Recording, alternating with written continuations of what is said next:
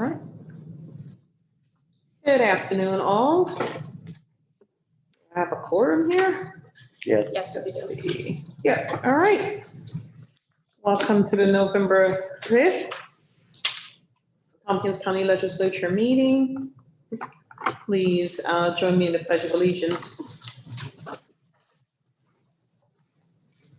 Pledge allegiance To the flag of the United States of America and to the republic for which it stands, one nation, under God, indivisible, with liberty and justice for all. Thank you. Roll call of members.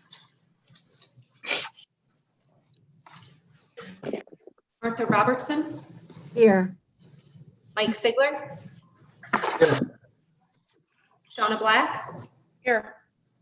Amanda Champion, Here. Deborah Dawson, Here. Henry Granison, Present. Rich John. Just came in. Rich John.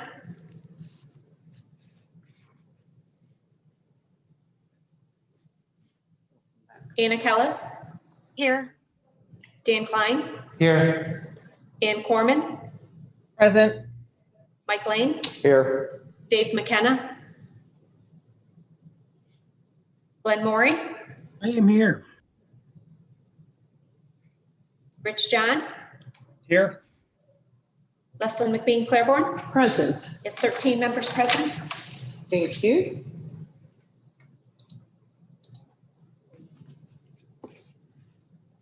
Presentation of proclamations, petitions, communications, and notices. If there were any communications, you would have received them or they're in your mailboxes. I have some proclamations for today. And so I'm looking to see who might be present.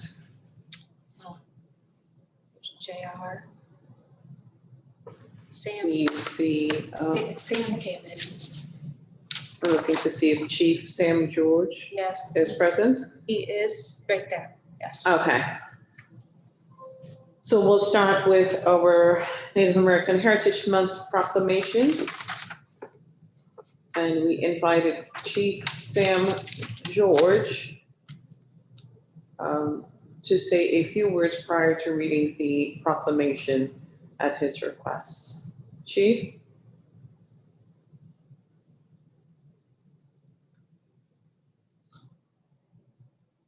Uh-oh, did they disappear?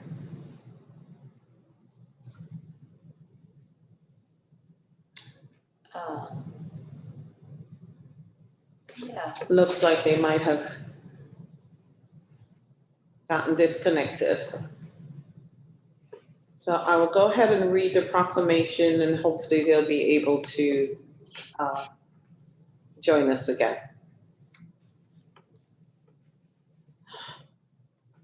So whereas Indigenous peoples settled, inhabited, and were caretakers of the Americas for thousands of years, and whereas we recognize the fact that Tompkins County currently occupies lands where prior to the invasion of European settlers, they were the homes and villages of the Cayuga Nation and Onondaga Nation of the Haudenosaunee Confederacy.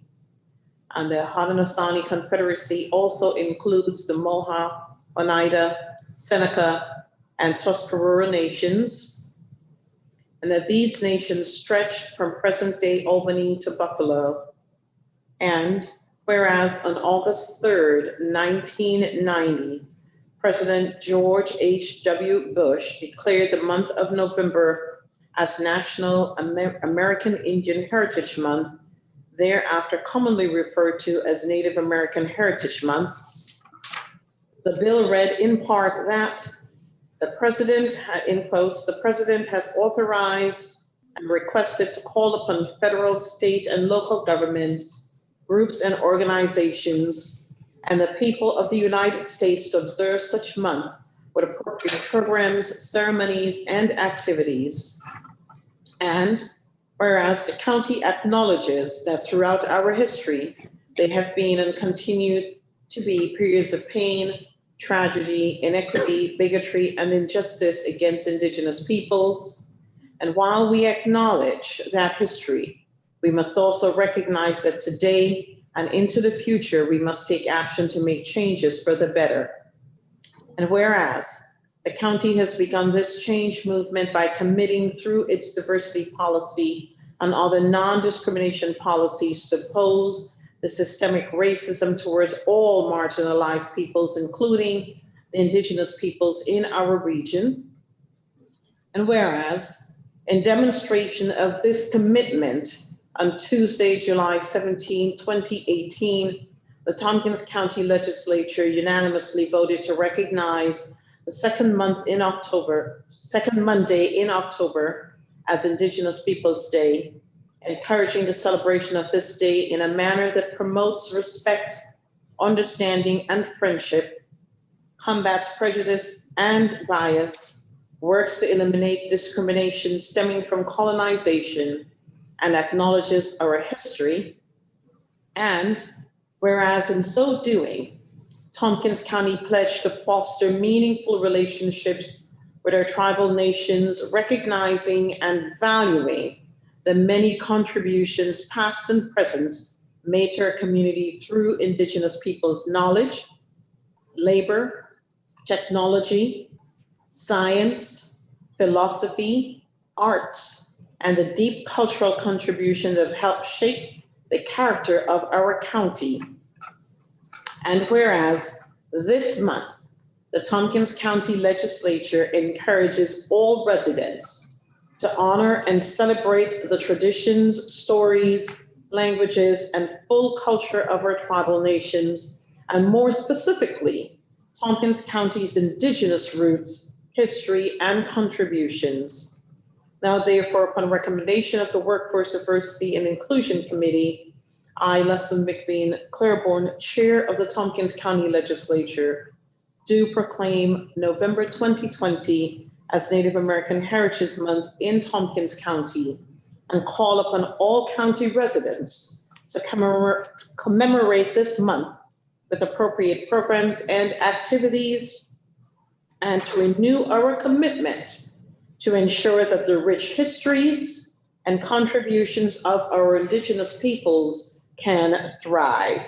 Signed this 5th day of November, 2020. Thank you, and I see Chief Sam George has been able to rejoin us. Thank you, Chief, for joining us. I'm sorry your technology kicked you off there for a moment. Yeah, can you hear me? Words, yes, we can. Go ahead.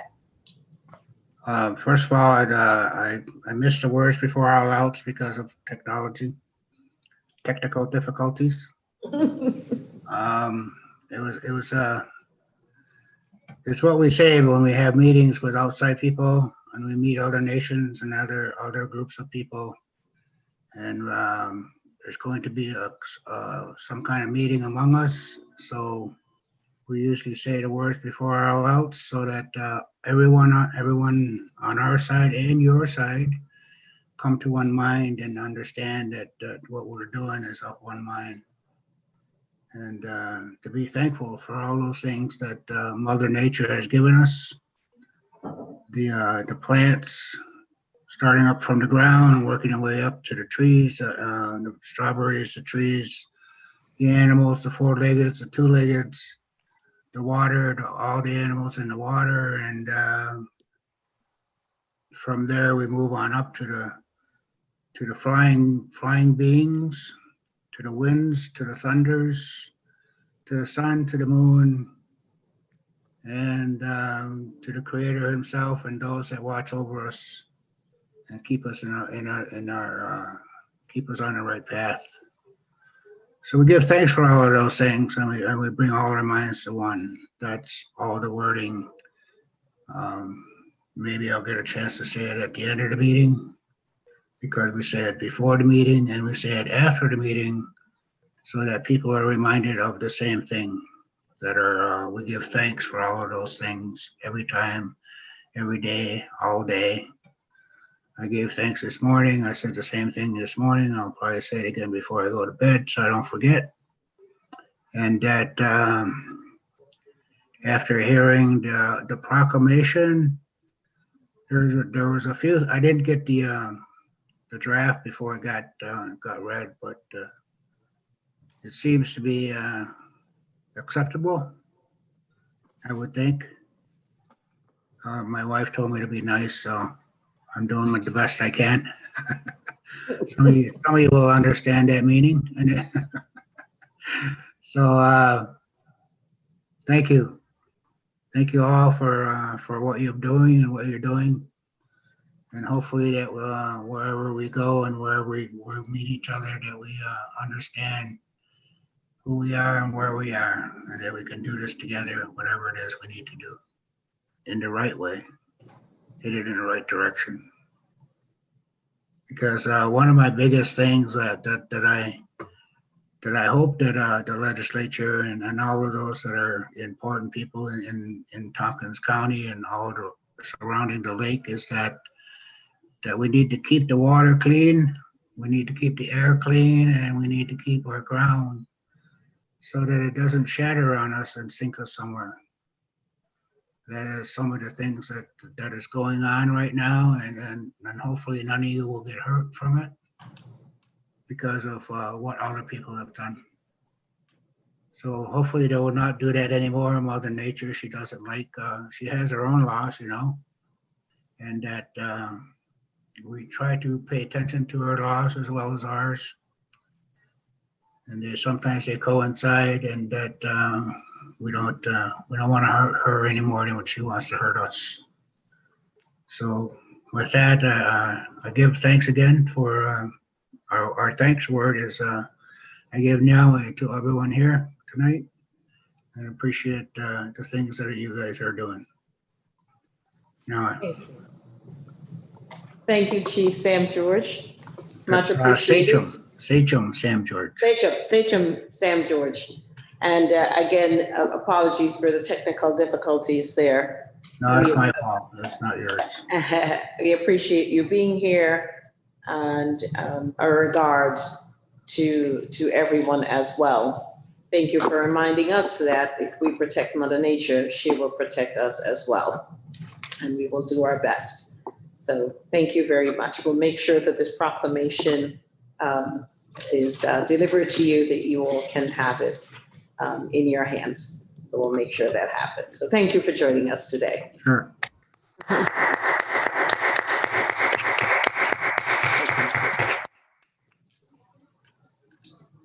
And our next proclamation that I have here is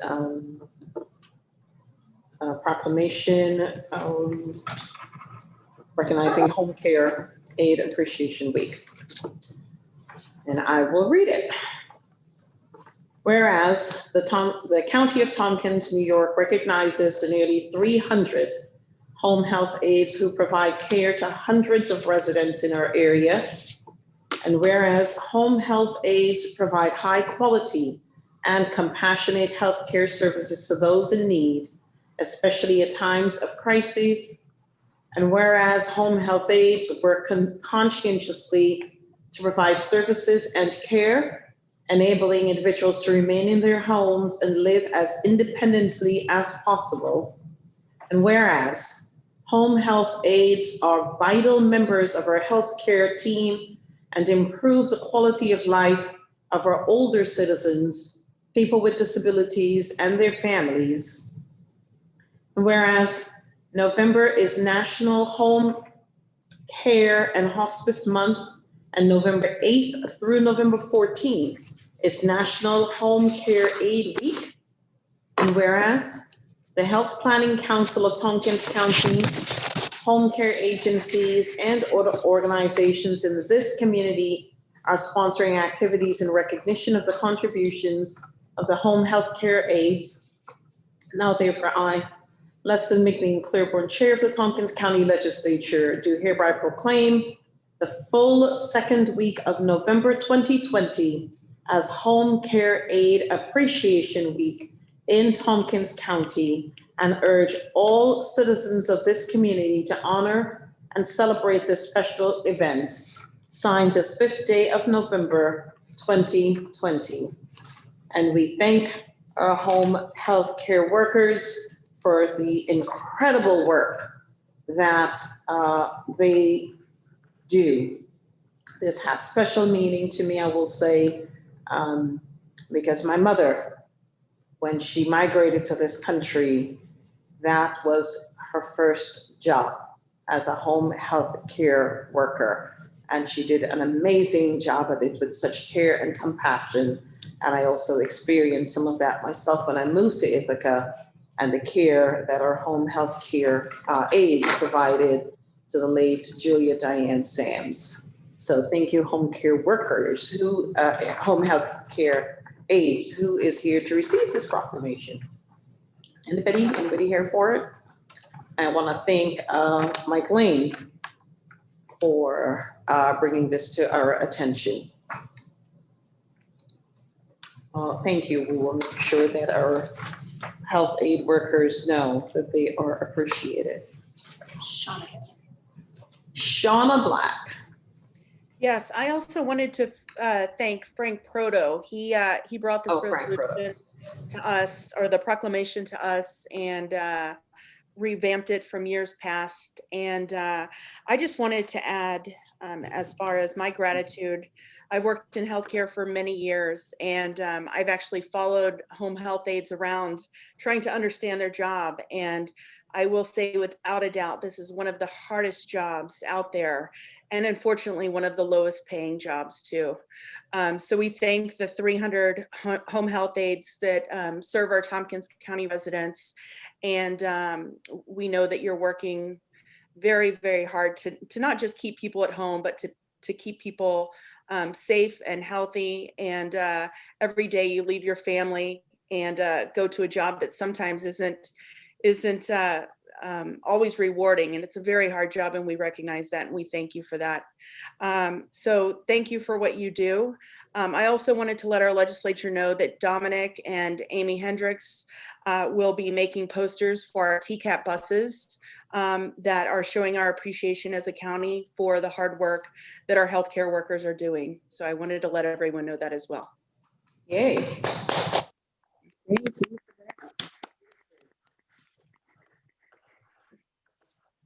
And thank you, Shauna, and thank you as well, Frank Proto, former legislator Proto. And our last proclamation for this evening is a proclamation honoring Tompkins County veterans. Whereas the Congress of the United States set aside November 11th of each year as a legal public holiday to honor our nation's veterans, and whereas since 1919, our country has paused at, quote, the 11th hour of the 11th month of the 11th day to respect and recognize the diligence, duty, and sacrifice committed faithfully by the people who don the uniforms of the Army, Navy, Air Force, Marine Corps, Coast Guard, and their reserve components, including the National Guard. And whereas each Veterans Day provides an opportunity to remember and honor the courage, valor, and dedication of those who served our nation, as well as those who continue to serve, and to thank them for defending our rights and protecting the freedom of our country. And whereas Tompkins County joins in that commemoration with its leaders, conveying our deepest gratitude and paying tribute to all of these individuals, especially those who consider Tompkins County home, by communicating our sincere appreciation for their extraordinary contributions through this proclamation and other recognition efforts. And whereas also acknowledging November as Native American Heritage Month, and that Tompkins County lies in ancestral lands of the Cayuga Nation, we applaud the opening this Veterans Day of the National Native American Veterans Memorial in Washington, D.C. And whereas in this year, where a national pandemic has shuttered many doors and isolated many of the county's residents, we extend our thanks to the myriad of dedicated services available throughout our county for the federal, state, and county from the federal, state, and county governments, as well as the nonprofit community for our veterans, active military members, and their families. And whereas the vast workforce of Tompkins County's governance comprises veterans, active duty, and reserve military service members representing every branch of the United States Armed Forces. Now, therefore, I, Leslie McBean Claiborne, as chairwoman of the Tompkins County Legislature, do hereby proclaim this a season to celebrate, and in the words of the Veterans Administration, quote, honor Americans' veterans for their patriotism, love of country, and willingness to serve and sacrifice for the common good, end quote. Be it further resolved that I call upon all who live in and frequent the County of Tompkins to join me in this legislature in honoring said constituency, particularly those who also are Tompkins County employees, with a simple but heartfelt thank you, and pause in honor at 11 a.m. during this observance on Veterans Day on November 11th, 2020. Signed this 5th day of November, 2020. Thank you to our veterans for their service. And thank you.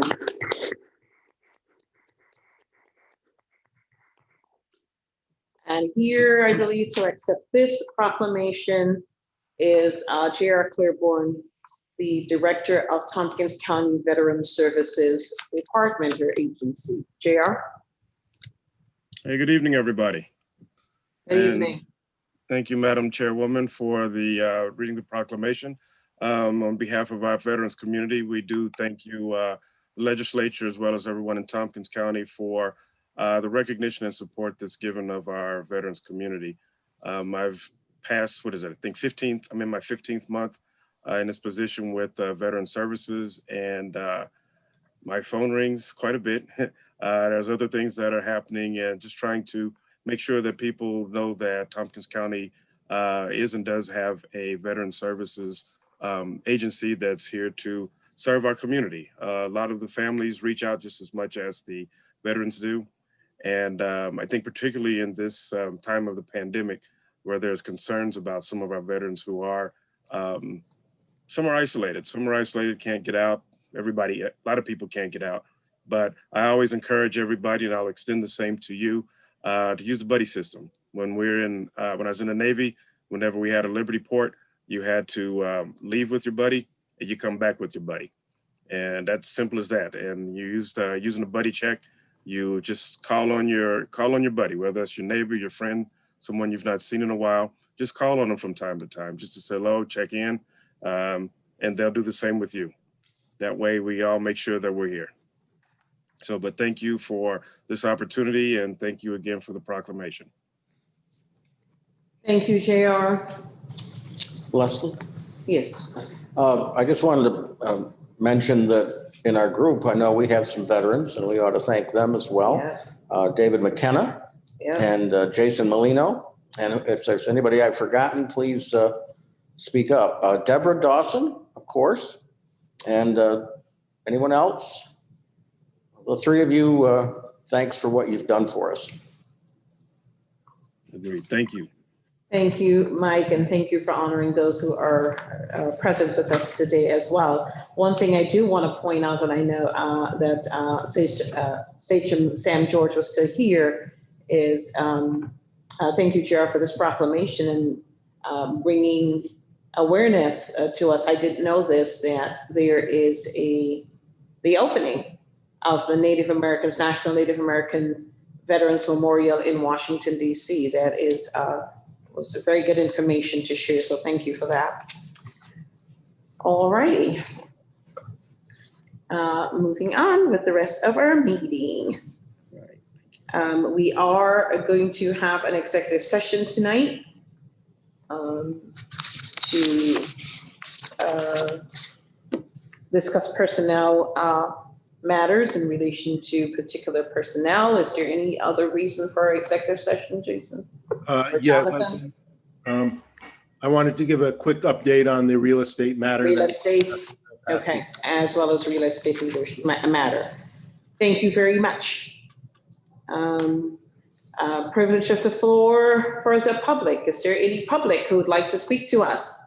Well, where's our public? How come they're not speaking to us anymore? We're gonna have to work on that, Deborah. Okay, municipal officials, and I did see George. Who else did I see? Anybody else?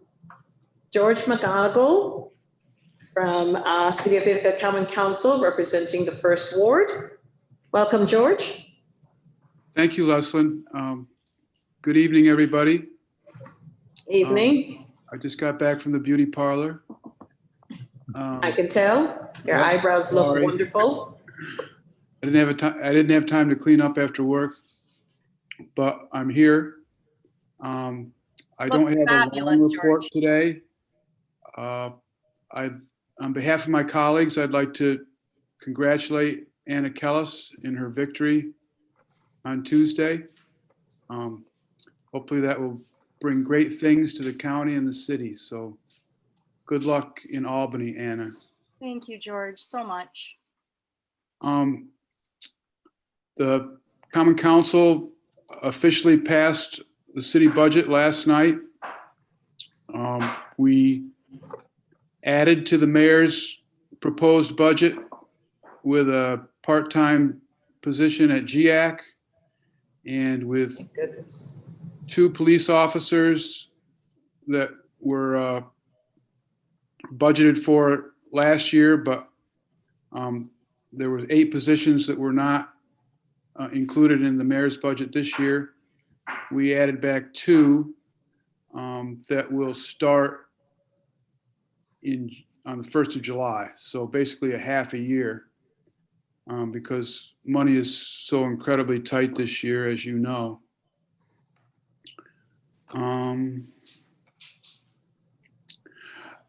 Southside got more money than they've gotten in the past, and that is because they're significantly adding some services, particularly on West Hill in the First Ward, which I'm quite excited about.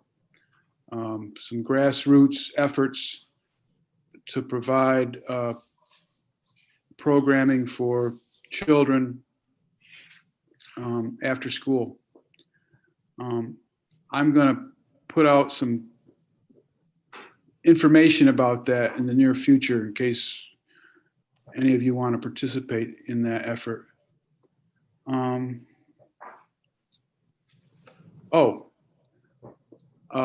This is the first year I've been on the GIAC board, which I'm enjoying very much. And I'd just like to share with you the fact that the GIAC's annual meeting will be December 3rd, starting at 5:30 p.m. And I believe there'll be dinners to go. Is that right, Leslin? Mr. Board Member, I do not know. Okay. I don't know for sure either, but I think there will be. But more detail forthcoming. But it will be December 3rd in about a month. And since we're celebrating all things November, I'd just like to wish everybody a happy Guy Fawkes Day, which is today. I expected that. Thank you, George.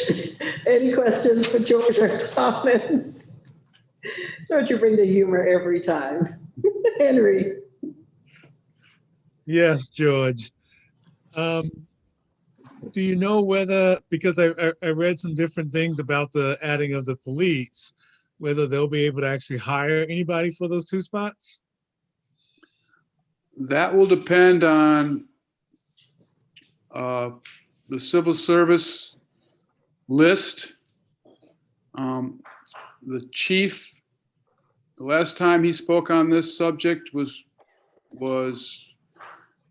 optimistic that there's good candidates.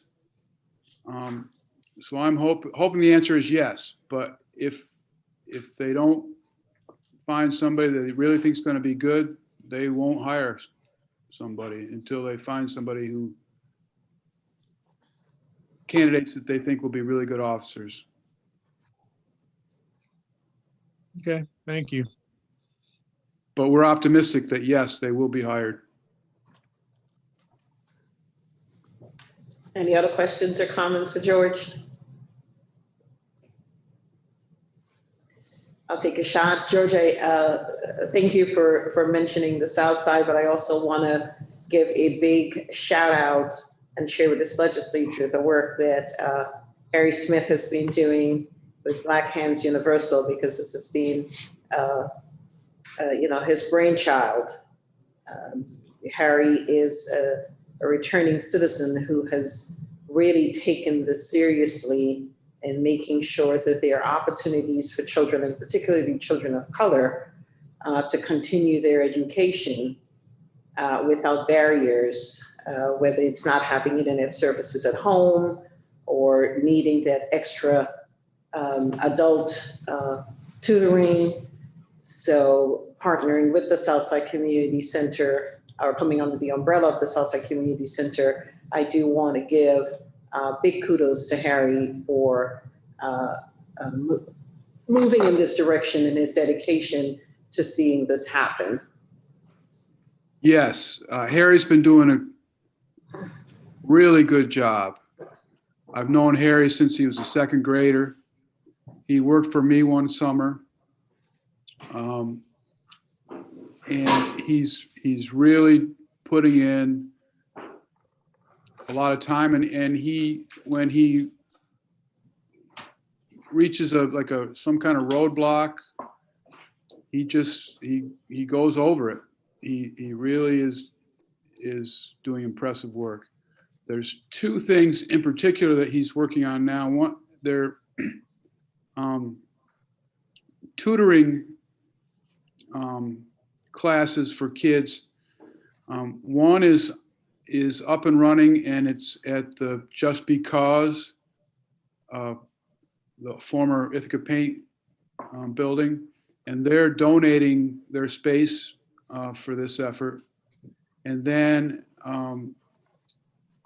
Harry and a bunch of volunteers, including Anthony Hayton, who lives at West Village, are preparing the community room at West Village for a second tutoring and after-school activities program. And I think they've got some money from Cornell and from IC, and they've got computers, but they need some help in setting those computers up if anybody's interested. They'll be doing that this weekend. But this is an exciting, positive thing for West Hill and the people who live here. Thank you, George, and thanks to the city for its support of that work. Clearly, they're still looking for support in all kinds, whether you want to help donate school supplies or finances. I know that they will take that. So please check them out and donate if you're able to. Rich John. Thank you. George, thanks for coming to the meeting and reporting. Really appreciate it. And congratulations on getting the city budget done. I understand how difficult this year has been. I was curious if there was any news on RIBS, the bicycle program, or the Newman Golf Course, any significant changes on either one of those? Well, RIBS is overseen by Southside Community Center, and I think they plan on reopening.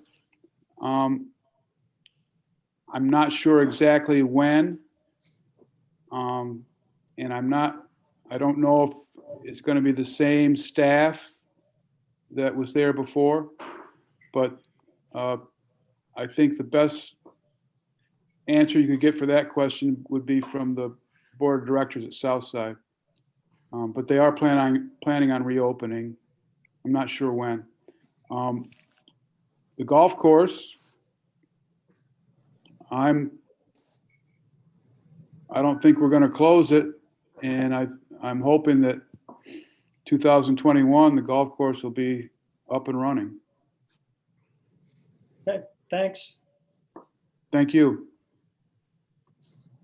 Thank you, George. As always, thank you for coming and reporting. And ditto what Rich said, congratulations on passing the budget.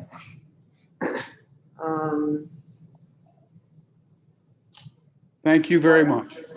Thank you.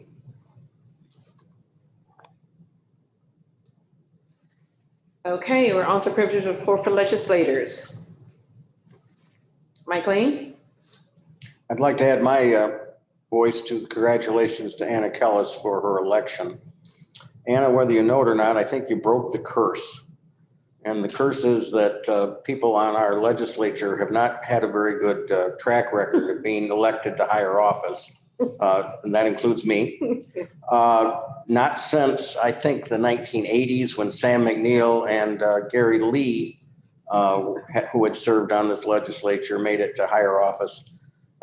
Has anyone until now, until your election, been able to take on a state or federal elected office position? So we're glad you broke the curse, and we look forward to working with you as you make your way into state government, which I think you'll find to be a wonderful experience.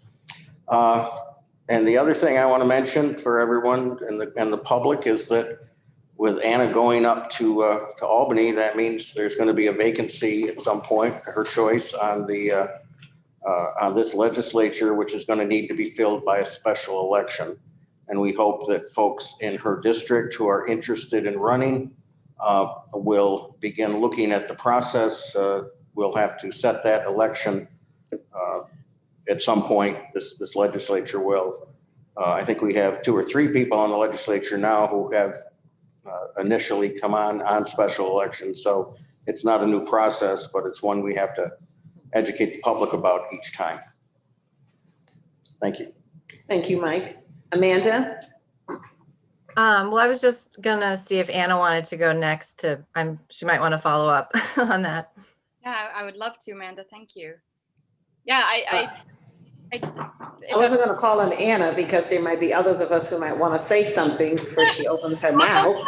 But all right. No, I'll go last. Go ahead, you already started. Well, I wanted to thank you, Mike, so much, and everyone here. It has been 5 of the most educational, humbling, inspiring, uplifting, infuriating, and brilliant years of my life. Every emotion that I could have had, this experience has brought to me, and it has made me a better person. And I say that with all of my heart. I have truly been so honored to serve on the legislature, and there are very few people, as Mike pointed out, and Mike, thank you so much. I'm honored. There are very few people at the state legislature who have county experience. And one of the things, of course, that we know is that we have gotten so deeply hampered by unfunded mandates, and it has been grilled into me, and something that I understand in my heart, not just intellectually, but I've seen the impact on our community, and so bringing those experiences with me to the state, I hope to share with my colleagues and hopefully have some impact. So just know that I'm bringing you all with me. I will be across the street. My intention is to continue in the office and be very engaged because this is where my heart is. So thank you so much. Oh, the one other thing, Mike, that I did want to say is, I will be working hard to get the message out to everybody in my district because I do want this to feel really inclusive and encourage anybody who's watching, please reach out to me. I will happily support anyone, give any information that I have. And the 5th Ward and the 3rd Ward are supporting getting the message out as well. So I wanted to make sure that people knew that. And George, thank you so much too. Thank you. You're definitely a very honorable human, and it has been an absolute pleasure to spar with you, disagree with you, and when we agree, to champion things with you. So thank you. Thank you, Anna. Amanda. Thank you. I just wanted to quickly give folks a book recommendation, which I've been reading, excuse me. It's called Braiding Sweetgrass, Indigenous Wisdom, Scientific Knowledge, and the Teachings of Plants by Robin Wall Kimmerer. She is a mother, a scientist. She's a member of the Citizen Potawatomi Nation. She's an environmental biologist who teaches at SUNY. And this book is changing my view on the world.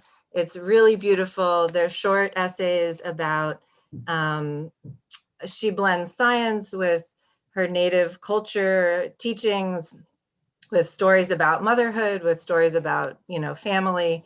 I just really highly recommend it, especially considering the Native American Heritage Month. So it's called Braiding Sweetgrass. It's a wonderful book. Go out and buy it and read it.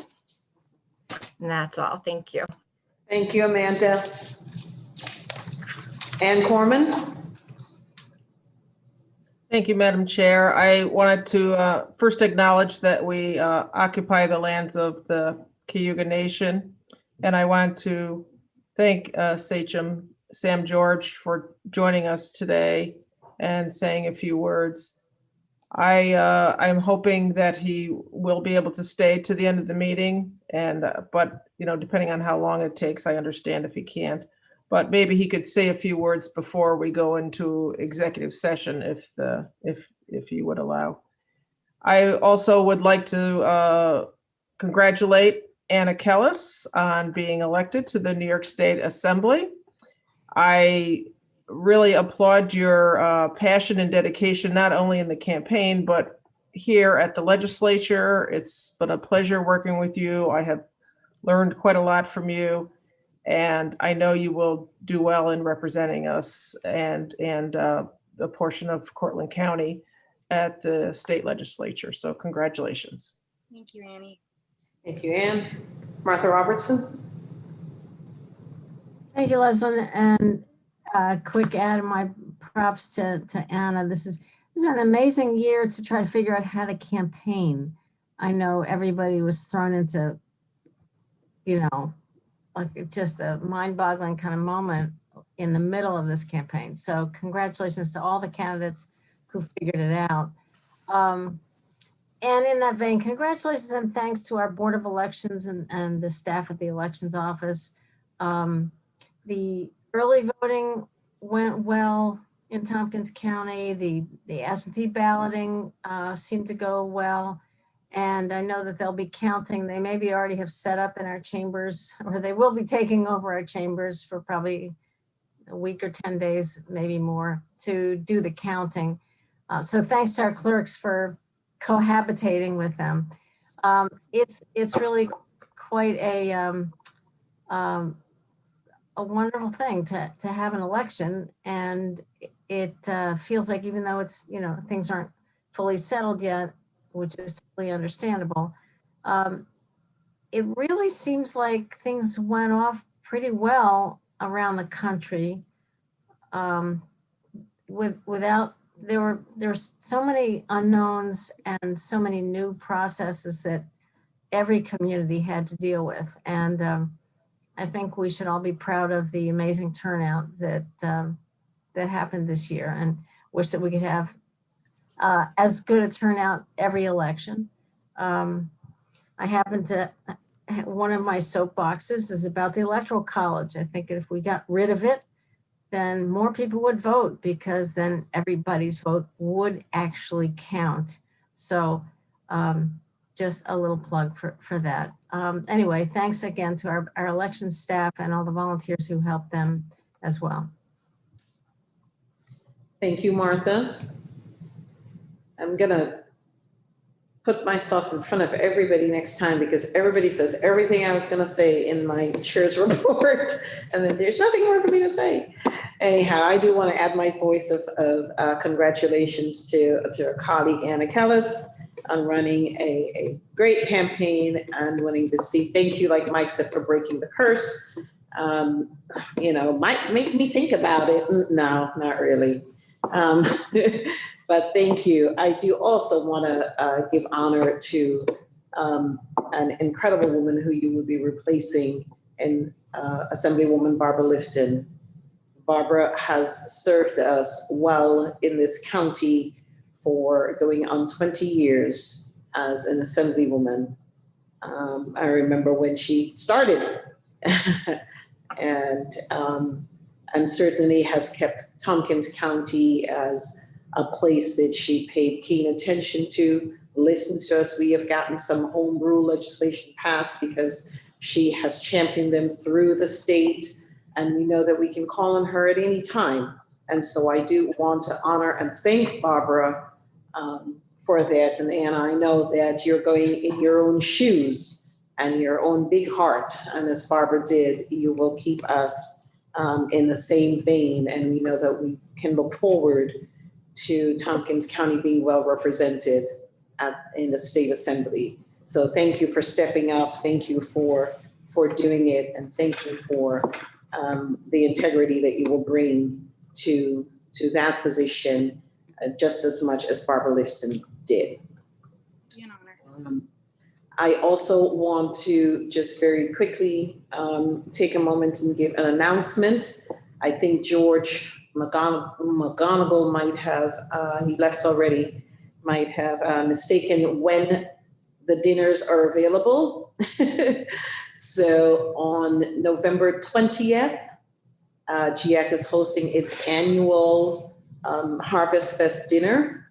No, it will not be in person, but you can pick up a free meal to go. We encourage all of the community who would have ordinarily, all 400 plus people who usually show up and enjoy the dinner, to please stop by, call GIAC and reserve a meal. We prefer that you do that so it's ready to go and we don't have people piled up waiting for a meal to be dished up and served up. Turkey and all the trimmings, thanks to Chase Bank for their sponsorship, Wegmans for cooking and donating all the turkeys, and so many of our local restaurants, despite struggling in this pandemic, will continue to support this event so that members in our community can enjoy a free meal. It's free to anyone who would like a meal. So please pass the word on to your constituents and let folks know they can just call or email GIAC to reserve a meal. You can show up the day of, but just know that it might be a wait for you to get it. And if any one of you is interested in helping to deliver meals to our seniors who might be shut in or others, please do call GIAC and let us know. We'll take you. We're going to do limited delivery depending on how many people we have and what capacity we have to do that. But we do encourage people to get a meal and still enjoy, the harvest dinner, and we'll have a program running simultaneously on YouTube. The meals are served from 4:30 through 7:30, and the program will be on YouTube at around 6 o'clock. So just wanted to share that. Any other legislators?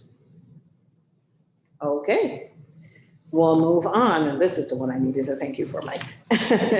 A special presentation or topic. We have the State Route 13 for the study, and thank you, Katie and Fernando and others who were waiting for it. Keith, thank you for your patience. And so why don't you, and the other Katie, go ahead and take it away.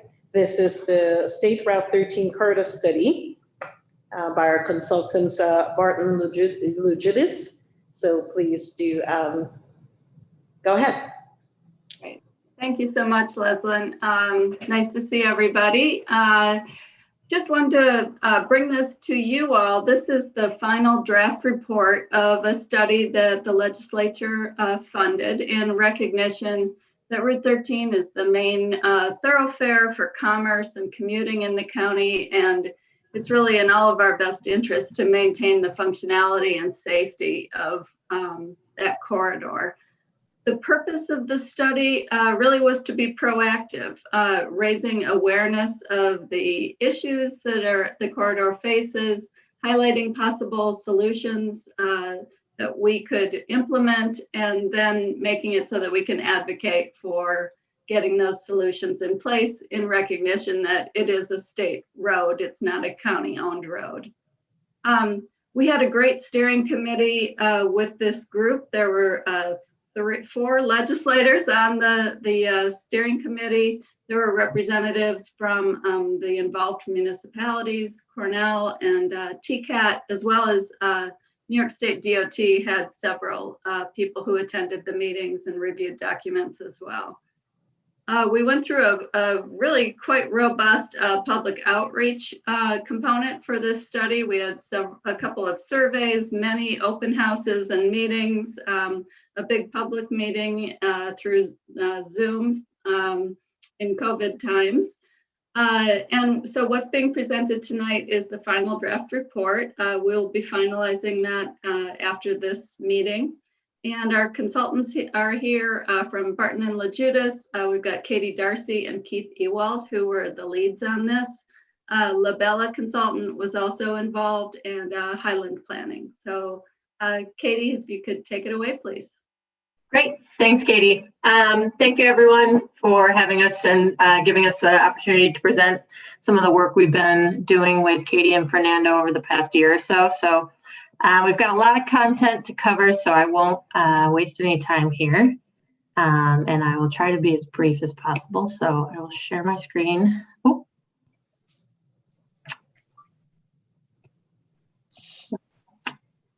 Give me 1 second here.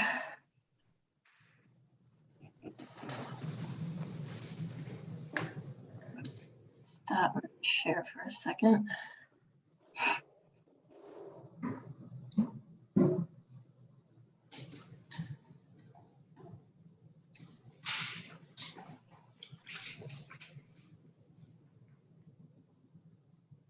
Sorry, having some technical difficulties.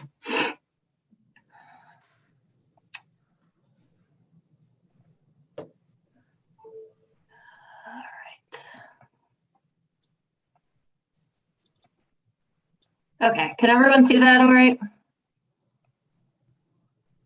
Yes. Great, thank you. Okay, so again, thanks for having us.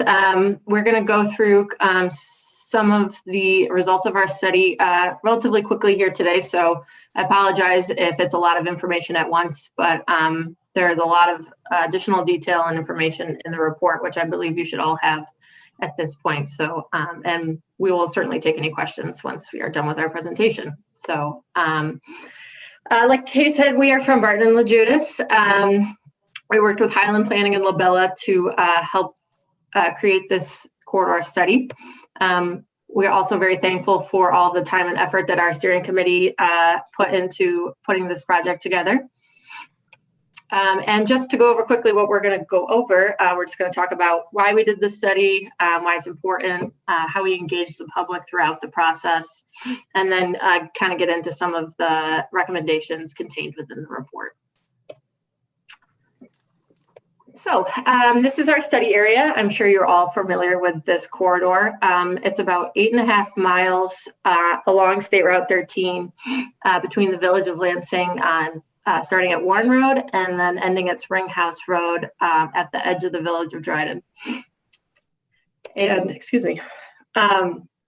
So basically the reason why this study was undertaken was it was identified in the long range transportation plan through the MPO that this was a corridor, a very significant commuting corridor for the county and the region as a whole. And it's important to take a look at it, see how it's functioning now, where there are deficiencies currently, as well as where there may be potential additional deficiencies as development continues within the region.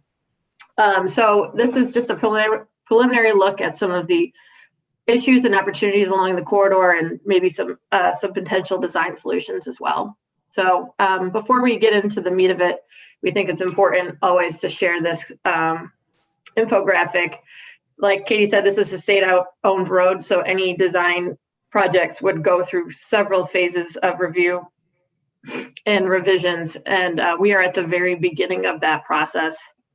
Like I said, it was identified in the long range plan, and now we are going through this planning corridor study to give the county a sense of where they might want to improve the corridor and how they might want to go about that.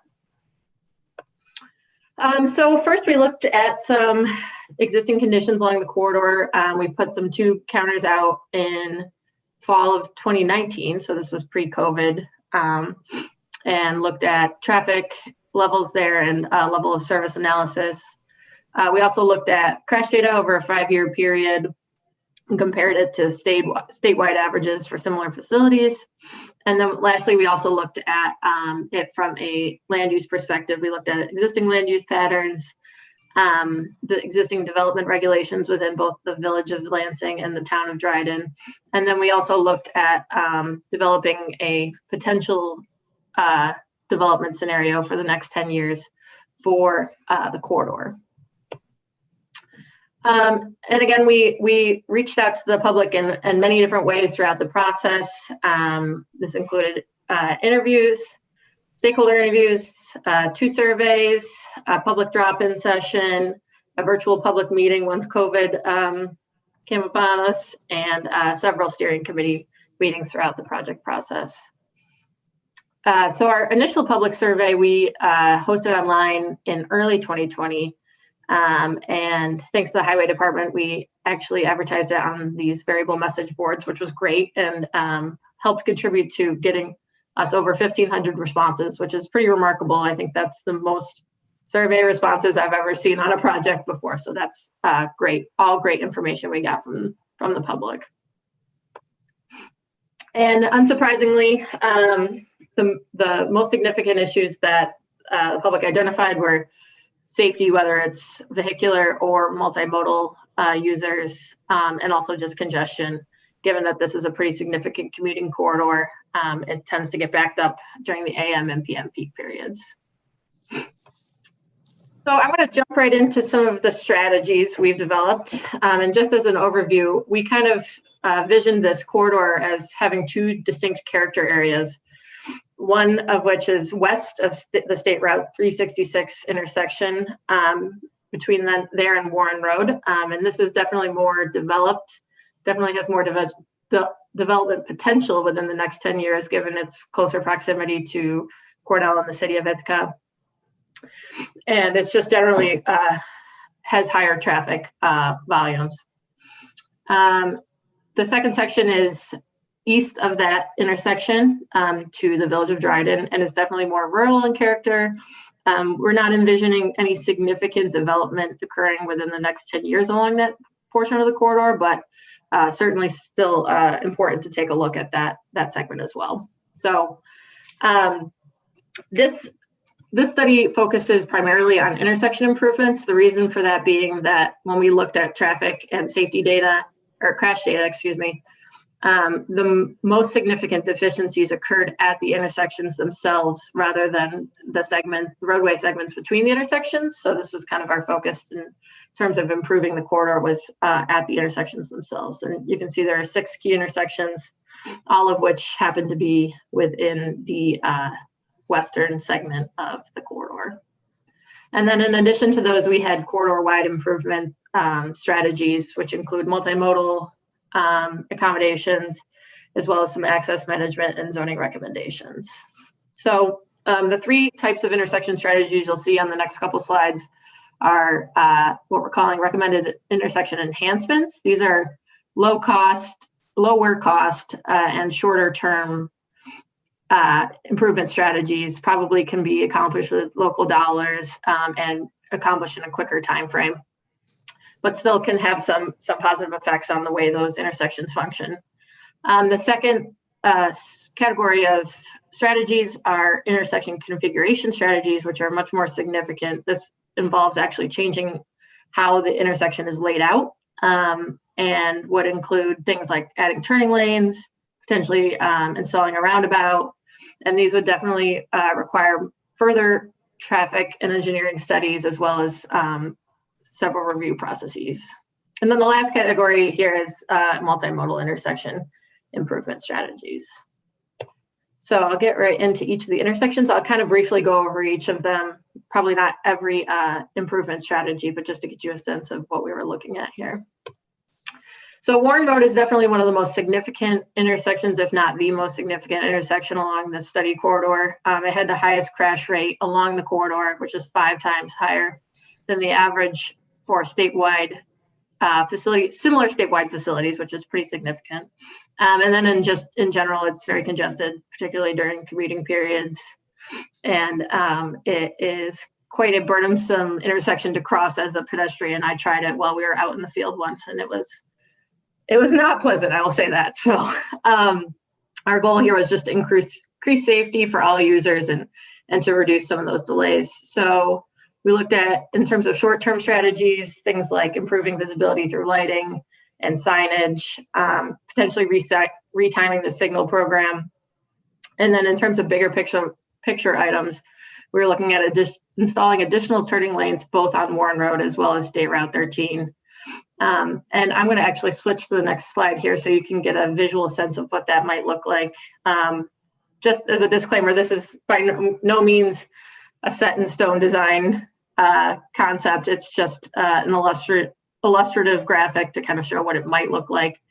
We included planted medians here to kind of help break up that pedestrian crossing length and time. And there's some other additional improvements contained on this. The second intersection moving east, we looked at Brown and Sapsucker Woods Road intersection. There's some congestion, especially for vehicles trying to turn onto the corridor from these secondary roads. And it has a higher crash rate than the statewide average. Actually, all of the intersections along this study corridor had higher crash rates than the statewide average. So that's something interesting to note. So at this intersection, we were looking at improving visibility through lighting, potentially signalizing this intersection to create dedicated time for turning movements, potentially installing a center turn lane to remove those vehicles turning left on or off of the State Route 13 corridor from through traffic. And then this could be a potential candidate for a roundabout as well. And then again, while I was out in the field, I noticed these 3 runners crossing the street, which did not look fun. So we also are recommending some additional non-motorist facilities. So this is just a conceptual diagram, less so of the signalized intersection, but the roundabout is just to get you a sense of what that might look like here.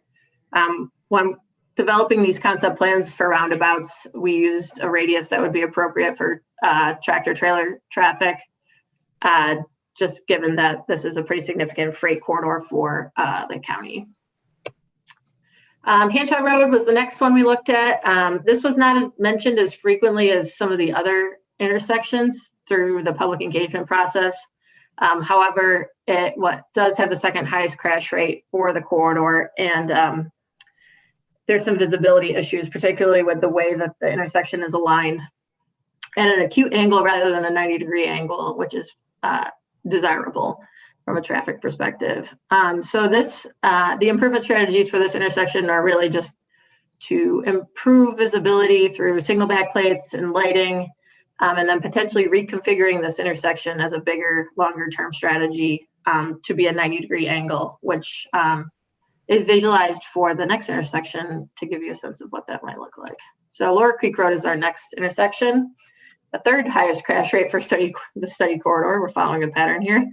And this intersection we heard a lot about during the public engagement process. People felt that this was a really unsafe intersection, particularly for turning left onto Lower Creek Road from State Route 13. So we're looking at potentially signalizing this intersection, adding some dedicated turn lanes on State Route 13 to again move those vehicles turning away from the through traffic, reducing that conflict point. And then potentially again reconfiguring this intersection to a 90-degree intersection, which you can see in this concept plan here. And generally on this side of the corridor, the right-of-way is particularly wide, so some of these more drastic improvements may not require right-of-way acquisition, which would significantly reduce the cost. But again, they would all require additional engineering studies. So that brings us to what probably the second, if not first, most significant intersection in this corridor, which is the 366 intersection at NYSEG, which I'm sure you're all familiar with. It's got a crash rate twice as high as statewide facilities, and there's just a lot of access points along this section of the corridor, which creates a lot of points of conflict and confusion in terms of traffic patterns. So we're looking at adding additional turn lanes to deal with congestion during peak hours, potentially reconstructing this intersection as a roundabout. And then additionally, one of the recommendations we came up with was to move the NYSEG driveway to align with Pinckney Road, which would create a four-way intersection and reduce having two different access points within close proximity to each other.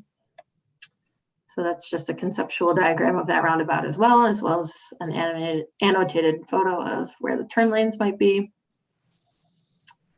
And then lastly, in terms of intersections, we looked at State Route 366 Main Street. This intersection had issues in the morning peak with people trying to get onto the corridor headed into Ithaca.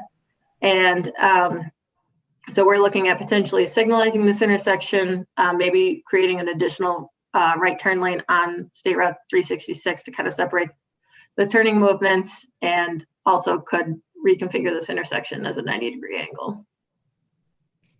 So those are our intersection improvements, and then I'll kind of quickly go through corridor-wide improvements. I know we're tight on time here. So in terms of multimodal improvements, we looked at the TCAT service currently does not stop along State Route 13 west of the 366 corridor, or 366 intersection, excuse me.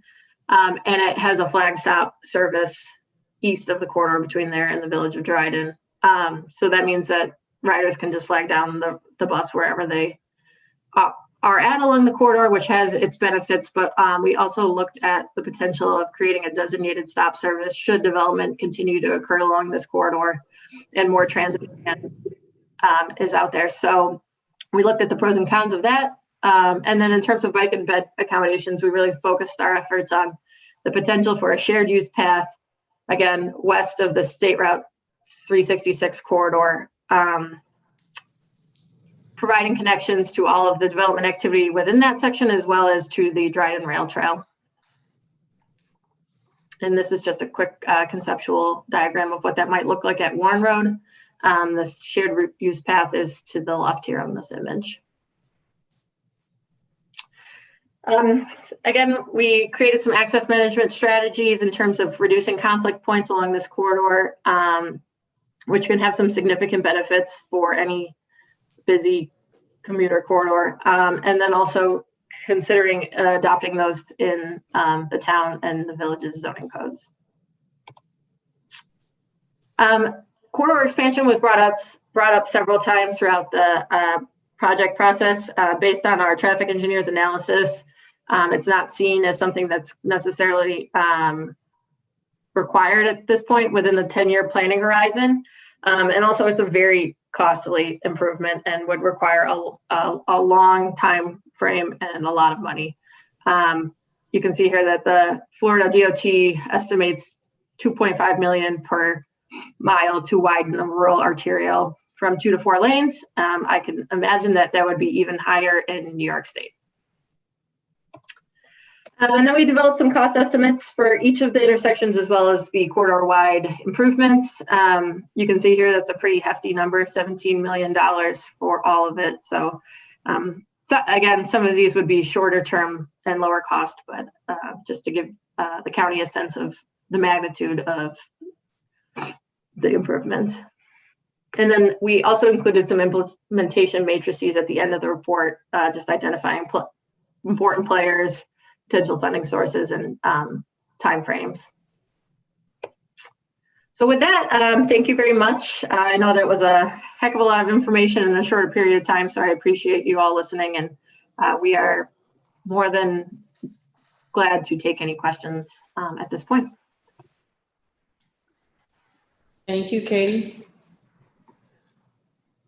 Are there any questions? I can't see you all until Katie stops sharing her screen.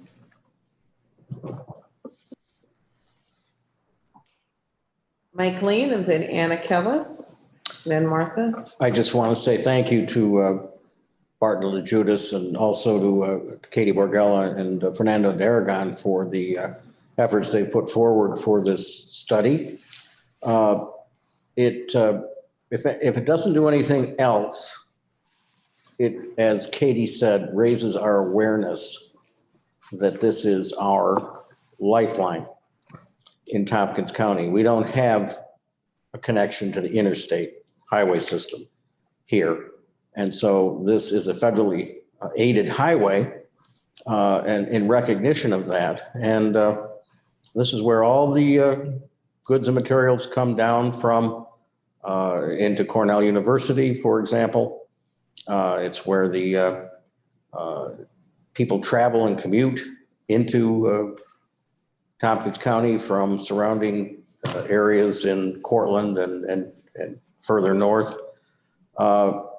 And if we don't start thinking about it, we'll be overwhelmed sometime when there won't be any money available. So when money becomes available, we need to be advocates for the kind of improvements that they're talking about here, and maybe even more greater improvements depending on what the traffic situation improves, or rather traffic situation expands to, I should say.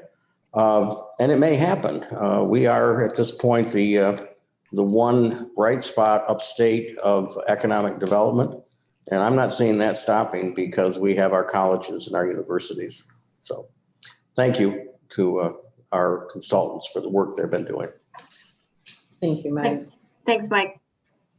Yeah, thanks, Mike. Thanks for being a part of it. Thank you. Anna. Yeah, thank you so much. Super comprehensive. I have tons of questions. Anna, we can't hear you well. Is that any better? Nope. How about this? Is that any better? Yes, ma'am. All right. I'm going to stick to just my two primary questions, and I can always follow up with Katie, I think probably, or all of you. But I'm curious about state funding. This is Route 13. It is a state highway, or it's not. I'm trying to, right, Katie? Yes. It's a state highway, yes. Right. So how does that work? That we would, if we were interested in doing any capital improvements, is it the responsibility exclusive of the state? Is that something that could be done by local? What would we be eligible for? I know in intergovernmental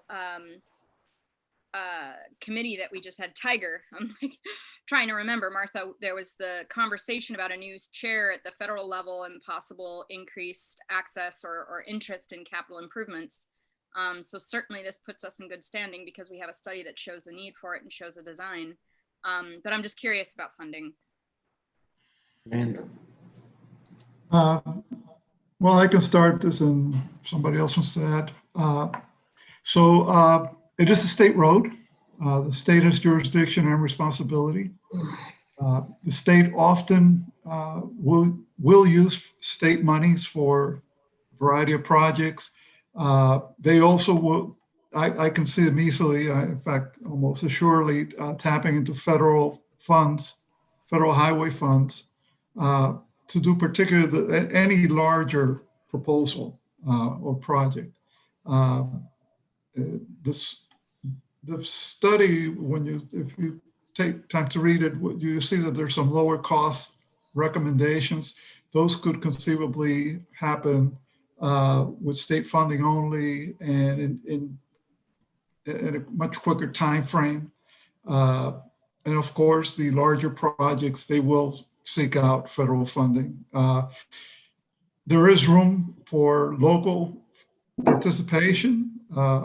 I don't think the state would ever say no, but I think the bulk of any project here would be state or federal funding. So basically you put this in the meeting now to give me homework and work to do come January. Sorry. And Katie, I had one question for you. about our focused development areas. I agree with Mike. I think that this is our lifeline to the rest of the state with respect to commerce. But, my one concern would be sprawl, promoting sprawl versus, focused development areas developments, and increasing maybe dependency and focus on cars rather than. Annie, you're getting quiet again, so I don't know if you asked a question yet. I did. I was wondering what Katie's perspective and also Fernando with respect to our focused development studies were. And although, I definitely see this as our lifeline for interstate, and intrastate commerce and economic development, how do we balance, and was that taken into consideration with respect to the recommendations of how to update this while not promoting sprawl? Yeah, I think, the land use aspects of this study did take a close look at how not to promote sprawl as part of this, the access management and some of the future growth scenarios and that type of thing. And I think there's wide recognition that any major improvements that are beyond back plates of the signals and that kind of thing will require a much more in-depth analysis. So for instance, the intersection at NYSEG in that area, that would require a lot more analysis, and that we would definitely be looking at our development focus area that's considered in that area and what the implications might be for land use and traffic, and make sure that that's designed correctly. I just would hate to see us increasing our dependency on cars at this time. So thank you. Well, I would say the more you can show multimodal activity along a corridor, the better, the more competitive you would be when it comes to funding allocation. Wonderful. Thank you. All right. Thank you, Martha, and then Mike Sigler. Well, thanks, Anna, for taking my first two questions. So I'll move on to the third. First, a concern really about the conflict between moving traffic faster and faster and the complete streets idea of actually going the opposite direction, of trying not to slow traffic down, but to keep roads like this on a human scale, especially with respect, to pedestrians and bicyclists. And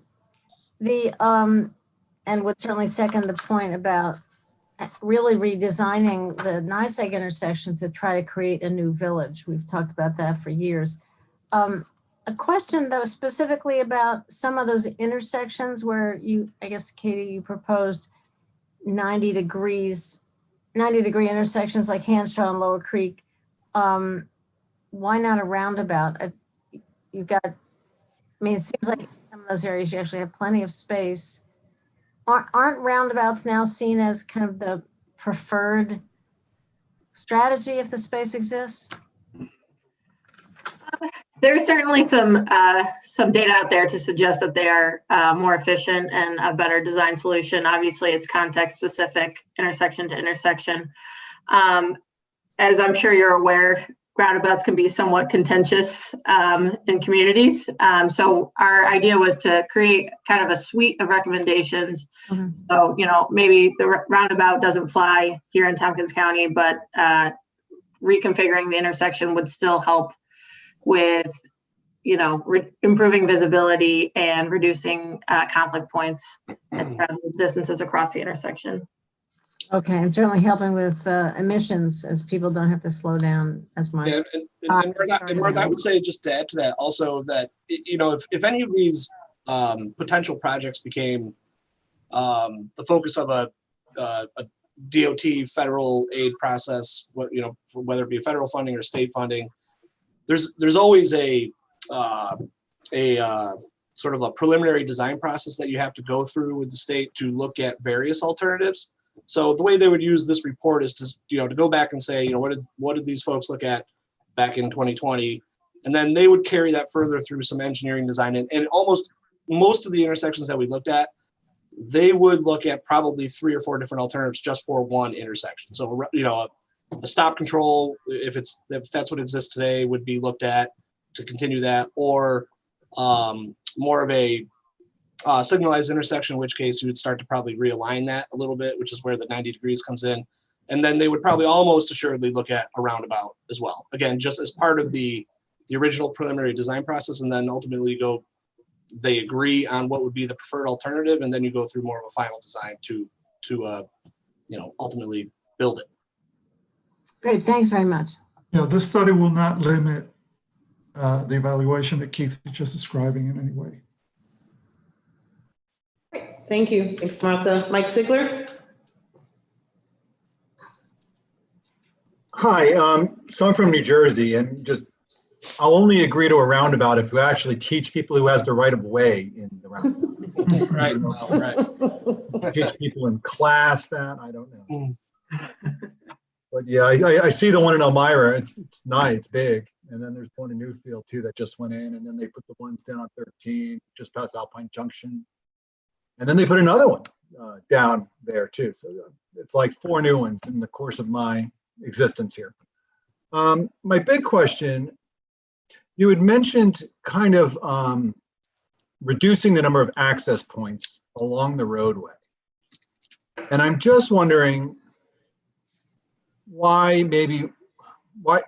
I know you're thinking about that for like NYSEG, for example. All right, the NYSEG property, they actually have an access point onto the one roadway. Do they really need an access point onto Route 13 was my thinking. Or then you have the access Lower Creek Road.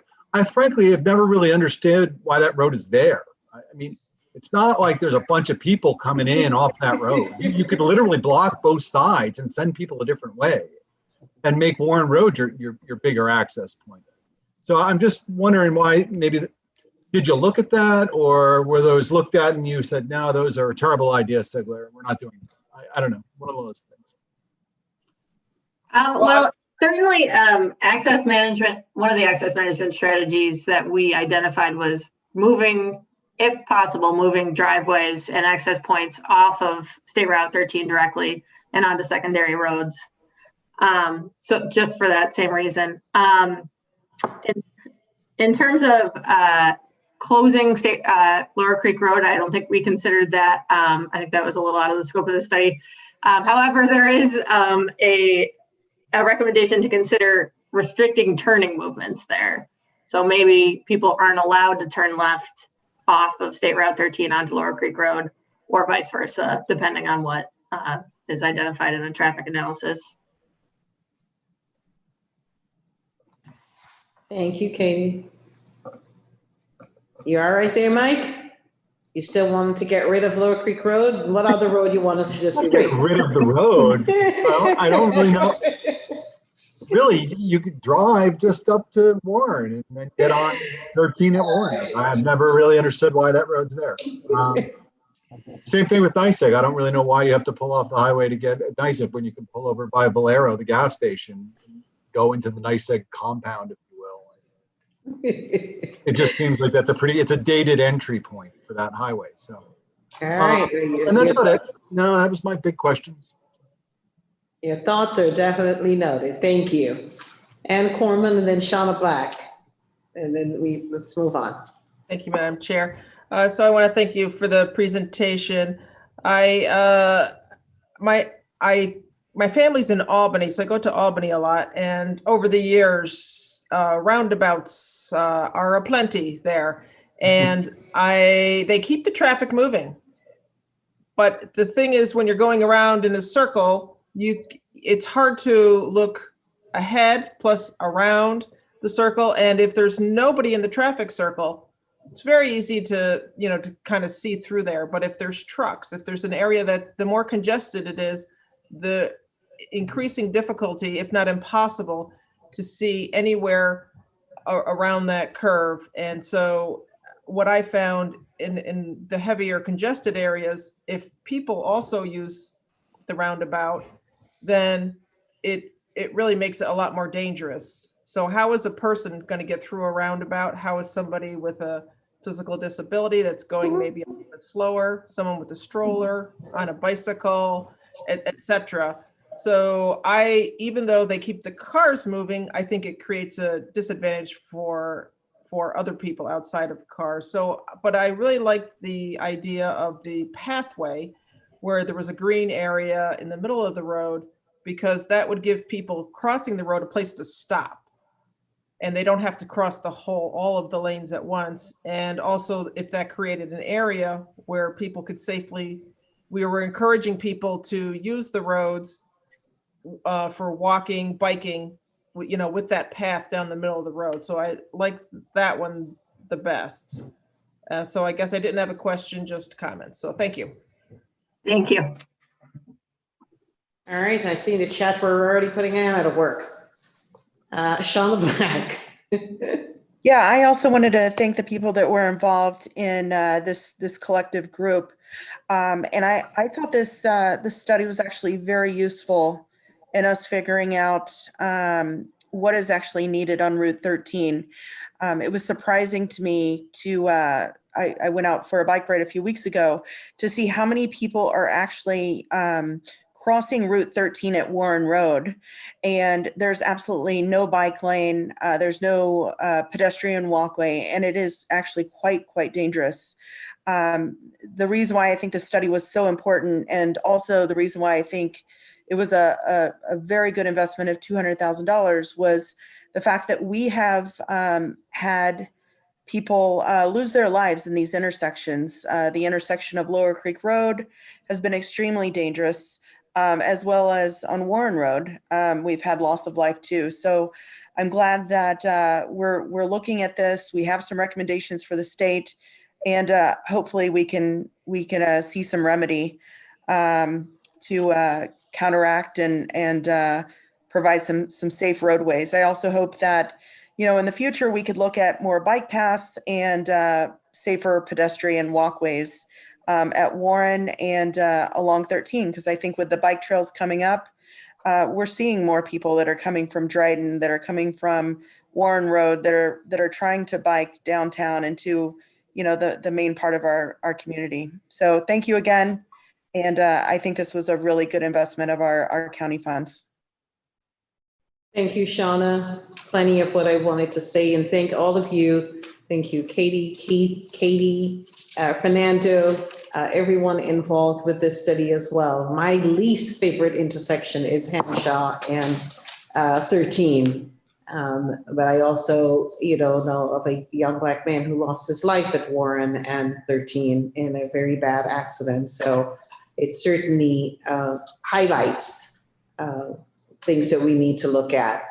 And we know that it's just our first go at this. And as we think of where to next, I'm sure we'll be developing and getting more ideas and different ways of making them safer.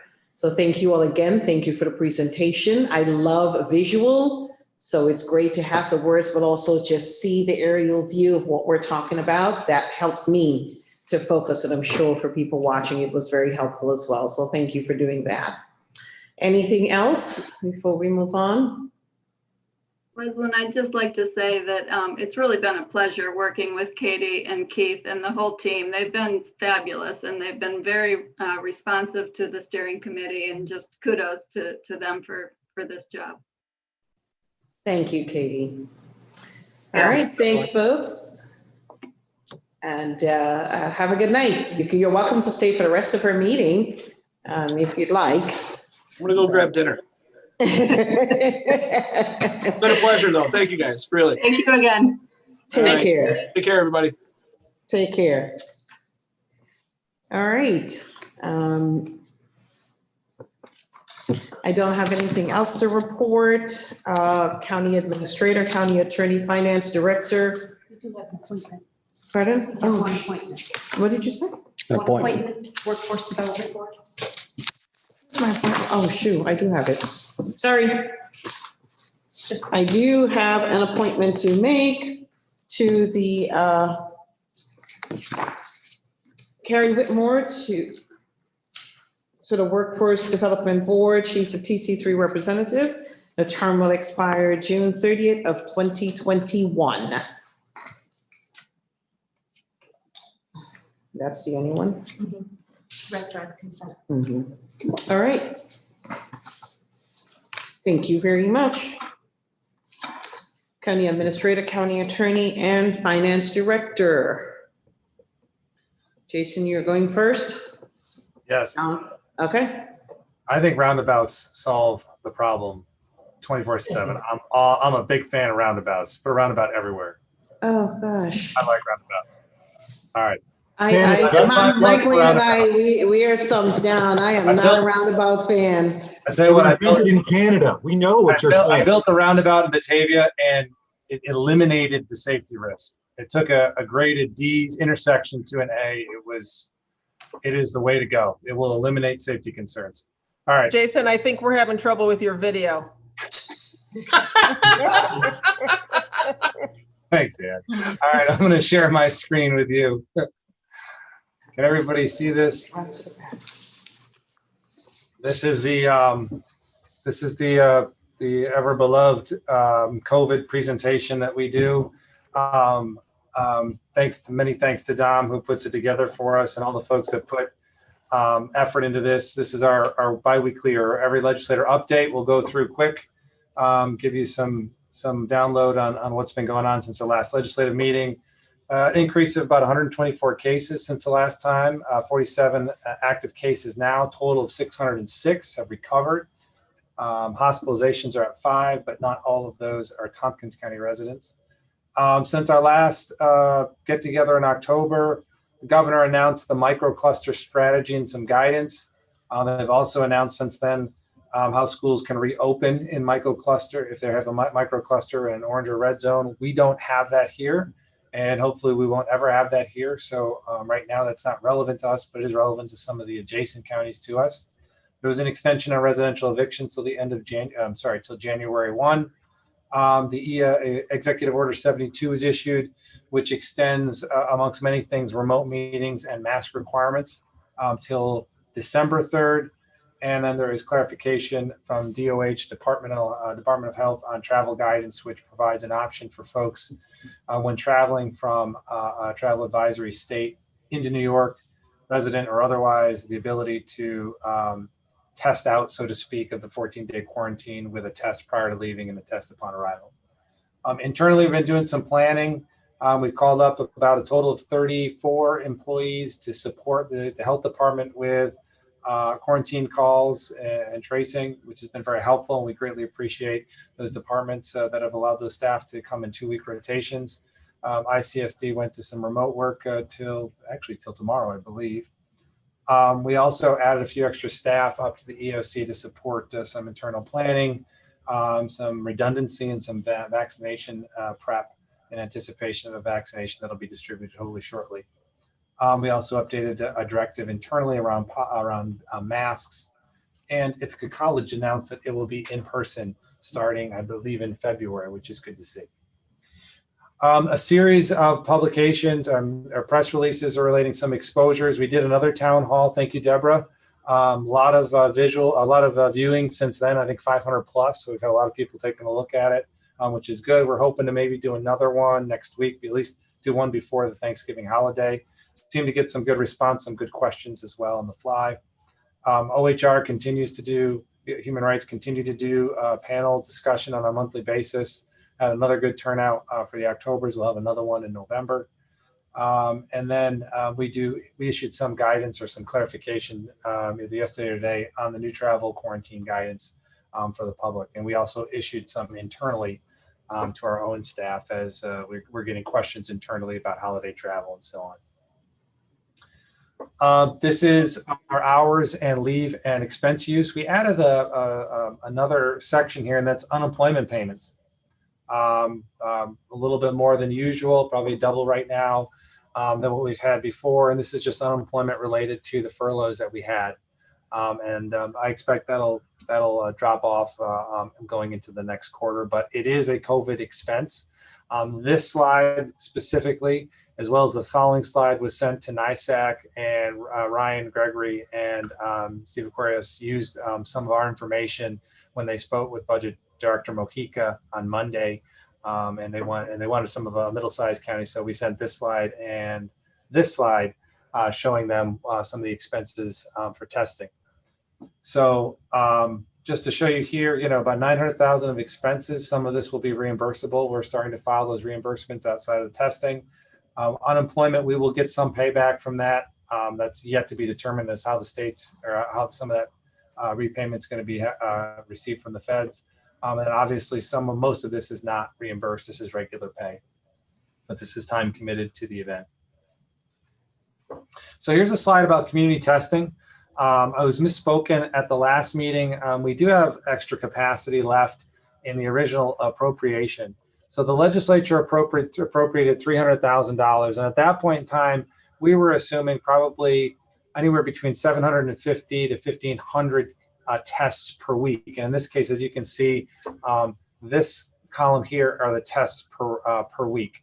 So in terms of the ones that we pay for. So while it's increased as of the past few weeks, it is still relatively about 500 on average. So it's below what we estimated. And our $300,000 appropriation is after FEMA reimbursement. So we may be floating at any point in time up to $750,000 of cost in anticipation of reimbursement coming in. But from the start to the end of the evolution, net, you've appropriated $300,000 of funding for testing. Right now, at this rate, if we take the average, and we're seeing an increase right now over the past several weeks because of the surge across the state, across the country. Even if that sustains for a little bit, we think we still have probably another 15 weeks of testing capacity available in the original appropriation.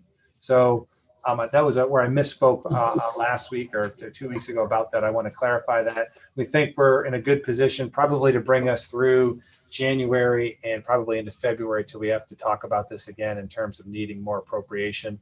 Obviously, if cases continue to grow in terms of, testing continues to grow like it has been the past few weeks, it'll be closer to the 15-week side, maybe a little bit less. But if they kind of level out to what we saw in the first 6 or 7 weeks, I'd expect it to maybe even stretch a little bit longer in 15 weeks.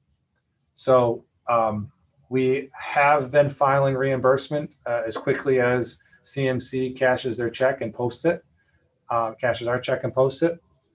So we're filing those reimbursements. And from what our doer folks have shared with us, the first few filings are now in the final stages of review. So I think the first three or four weeks are in the final stages of review in FEMA. It would be great by the next meeting we have, I could tell you that we received our first reimbursement, but hopefully before the December meeting, we'll have our first reimbursement or series of reimbursements. At that point, we'll be able to look at turnaround time, so on and so forth, and we'll probably be able to measure out a little bit better as to how long this appropriation will last. So I think that's it. That's all I have. I don't know, Amy, Frank, you want to add anything? No, we're good. Just happy to answer any questions. Okay, great.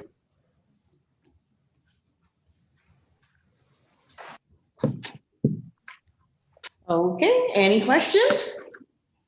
Dan Klein. Yeah, I'm wondering if we can get any update on hiring nurses that are assisting with the contact tracing effort. Yeah, sure, Frank. Yeah, good news on that front. We have 2 folks that will be starting just after the Thanksgiving holiday. And I think we have the 3rd person lined up now. So we'll be figuring out how quickly they can get started. So by the beginning of December, we should have those 3 nurses on board. Very good. Thank you. Dan. Martha Robertson, followed by Ann Corman.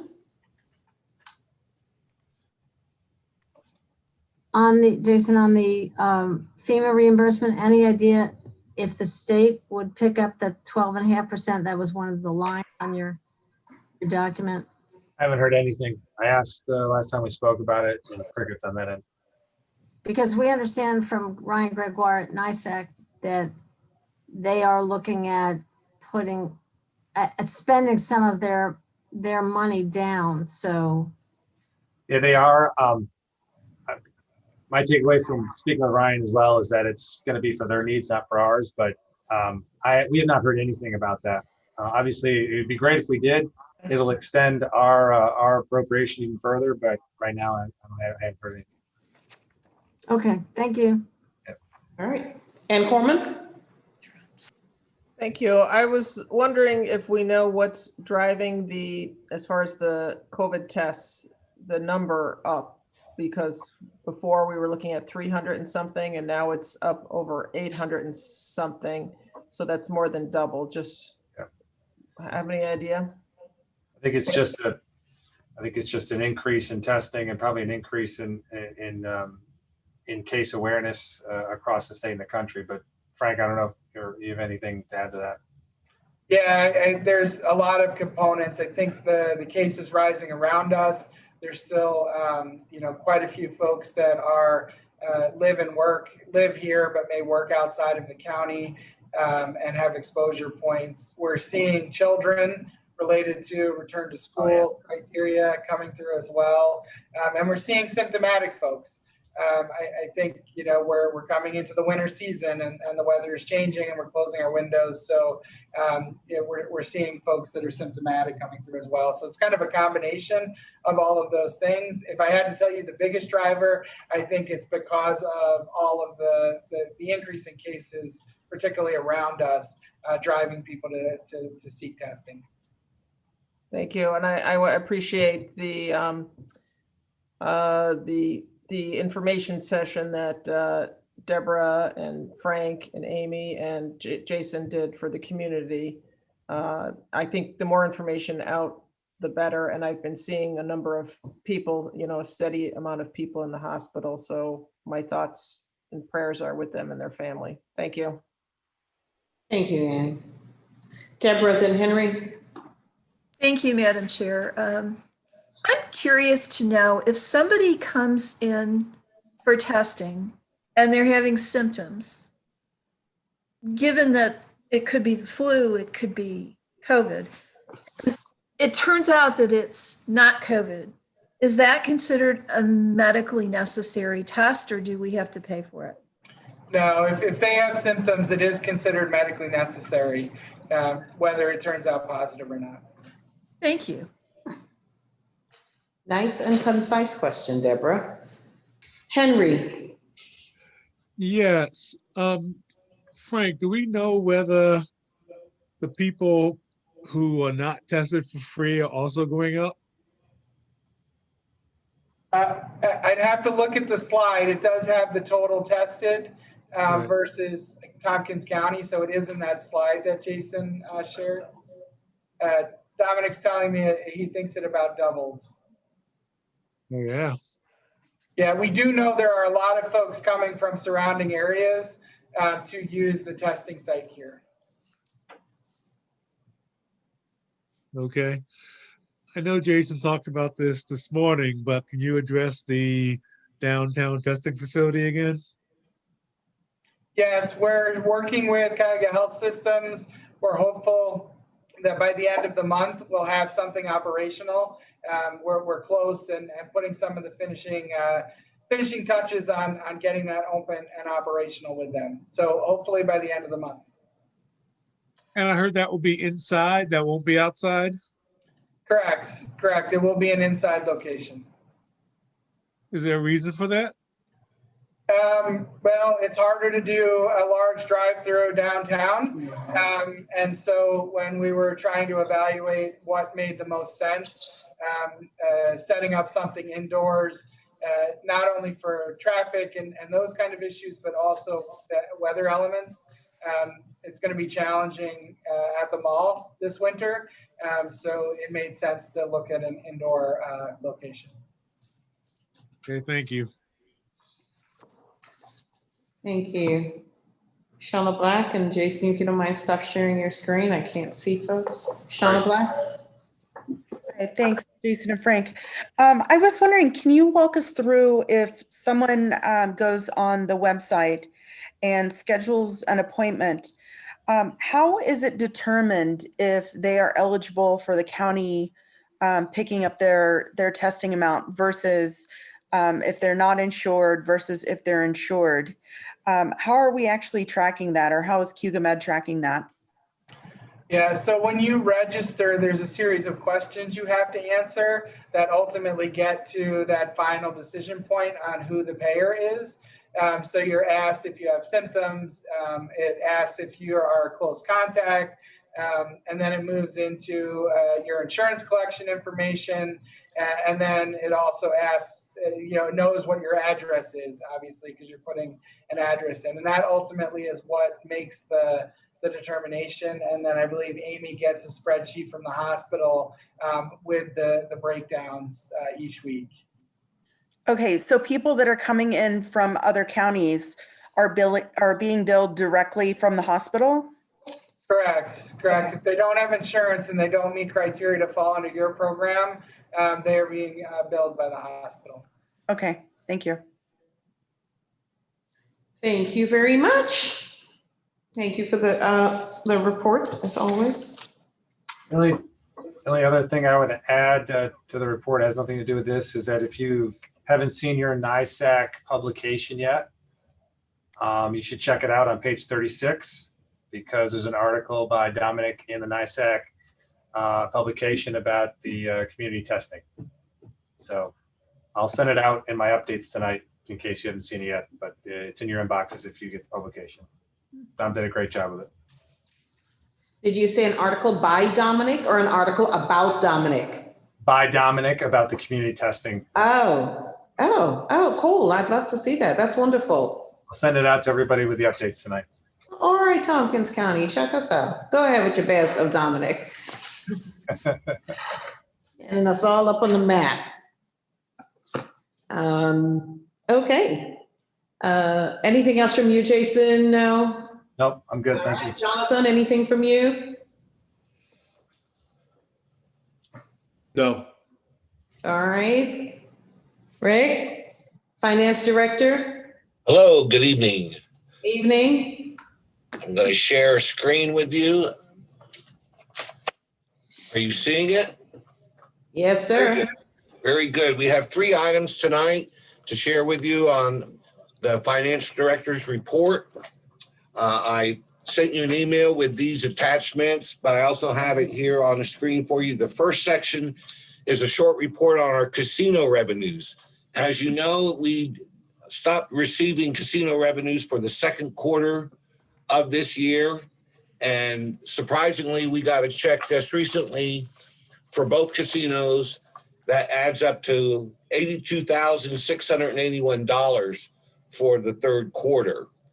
So that brings us to a year-to-date total of about $500,000 compared to our budget, which is $1.5 million. So we're down 84.2% compared to last year, obviously. And the year-to-date cash receipts are down $1,047,000, or down 67.6%. So I just thought I'd give you the last 3 years and our current year so you can see how we were trending compared to the prior years.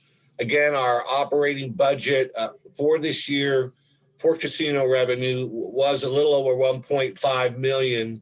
So coming in at just 500,000, we're only at a third of what our budget was. I'm not sure what Jason projected when he did our cutbacks in revenues. I believe he did cut back casino revenue at least $1 million. Is that correct, Jason? Is that close? I think that's about it, Rick. Yeah. So with the analysis that county administration has done, we're right about where we projected about 3 or 4 months ago where we would be with casino revenues. But we do have the fourth quarter to go, and hopefully, and maybe surprisingly, we should have some better figures there for the fourth quarter, depending on how the economy does and how COVID treats us. The second part of my report is what I call the contingency fund report. This section here shows that we started off with $900,000 in our general contingency allocation. We have used all that money. We just finished recording the last budget adjustment for the year about 2 days ago. We've spent year to date $1,017,000. That means we're in the hole right now, having spent more of our contingency funds than we have allocated or budgeted. So we're down about $118,000 for contingency. The question then becomes, what do we do about this? And I suggested to Jason that, well, for part A of this exercise, we have to fund this $118,000 deficit, which means we'll bring a resolution to the legislature that asks for you to appropriate a portion of your fund balance and put it into council contingency here to bring this $118,000 up to even, because we've actually spent a little more contingency funding than what we planned. The second part, or part B, that we have to answer is how much more of contingency funding might we need to get through to the end of the fiscal year. And I brought this up with Jason today, and we haven't settled on a final figure, but it's going to be about $200,000. If there's some other big things that are looming out there that we know about, we might have to add that to the council contingency amount. The things that hurt us the most in this list, and I'm not going to read each one, is there were quite a few big terminal pays that the department's asked to get reimbursed. We had an unusual number of terminations as a result of COVID-19 and people retiring. And so the other big one was this $300,000 for the Cayuga Health System community COVID testing, which we have just finished talking about. And it's not unusual for us in any given year to be $200,000 over on our contingency plan and how much money we might use, which means we'd have $200,000 left over at the end of the year. But it's also not unusual to go $200,000 or $300,000 above what we projected in our contingency funding. Unfortunately, and as I talked with Jason today, we'd like to know about this sooner rather than later. And it is a little disquieting to bring you information that we've all actually overshot our contingency fund planning by $118,000. It would be nice to know about that as it's happening or before it happens. Jason has remarked that we want to do some policy upgrading to ensure the fact going into the future that departments are not going forward with resolutions to the legislature to use any contingency funds unless he and I have both reviewed it and have specifically authorized it to go forward. So once again, this just brings you up to date on the contingency funds and what's been used so far. We should be bringing you a resolution that will cover this deficit before the end of this calendar year. It'll also have an additional amount, probably to the tune of $200,000 or so, to seek additional funding. Are there any questions about this section of my report? Yes, Mike Lean. Rick or Jason, what are you projecting in the next 60 days that we've got to pay out a contingency? That's something I think Rick and I have to talk a little bit more about, Mike. I think probably the biggest thing we'll want to know is terminal pays that are going to be as a result of retirements. And that's probably a question we'll shoot out to department heads to get some feedback as to are they going to expect an increase in terminal pay that's a result of some retirements that hasn't yet come forward. That's probably the biggest thing off the top of my head, Rick, that I could foresee.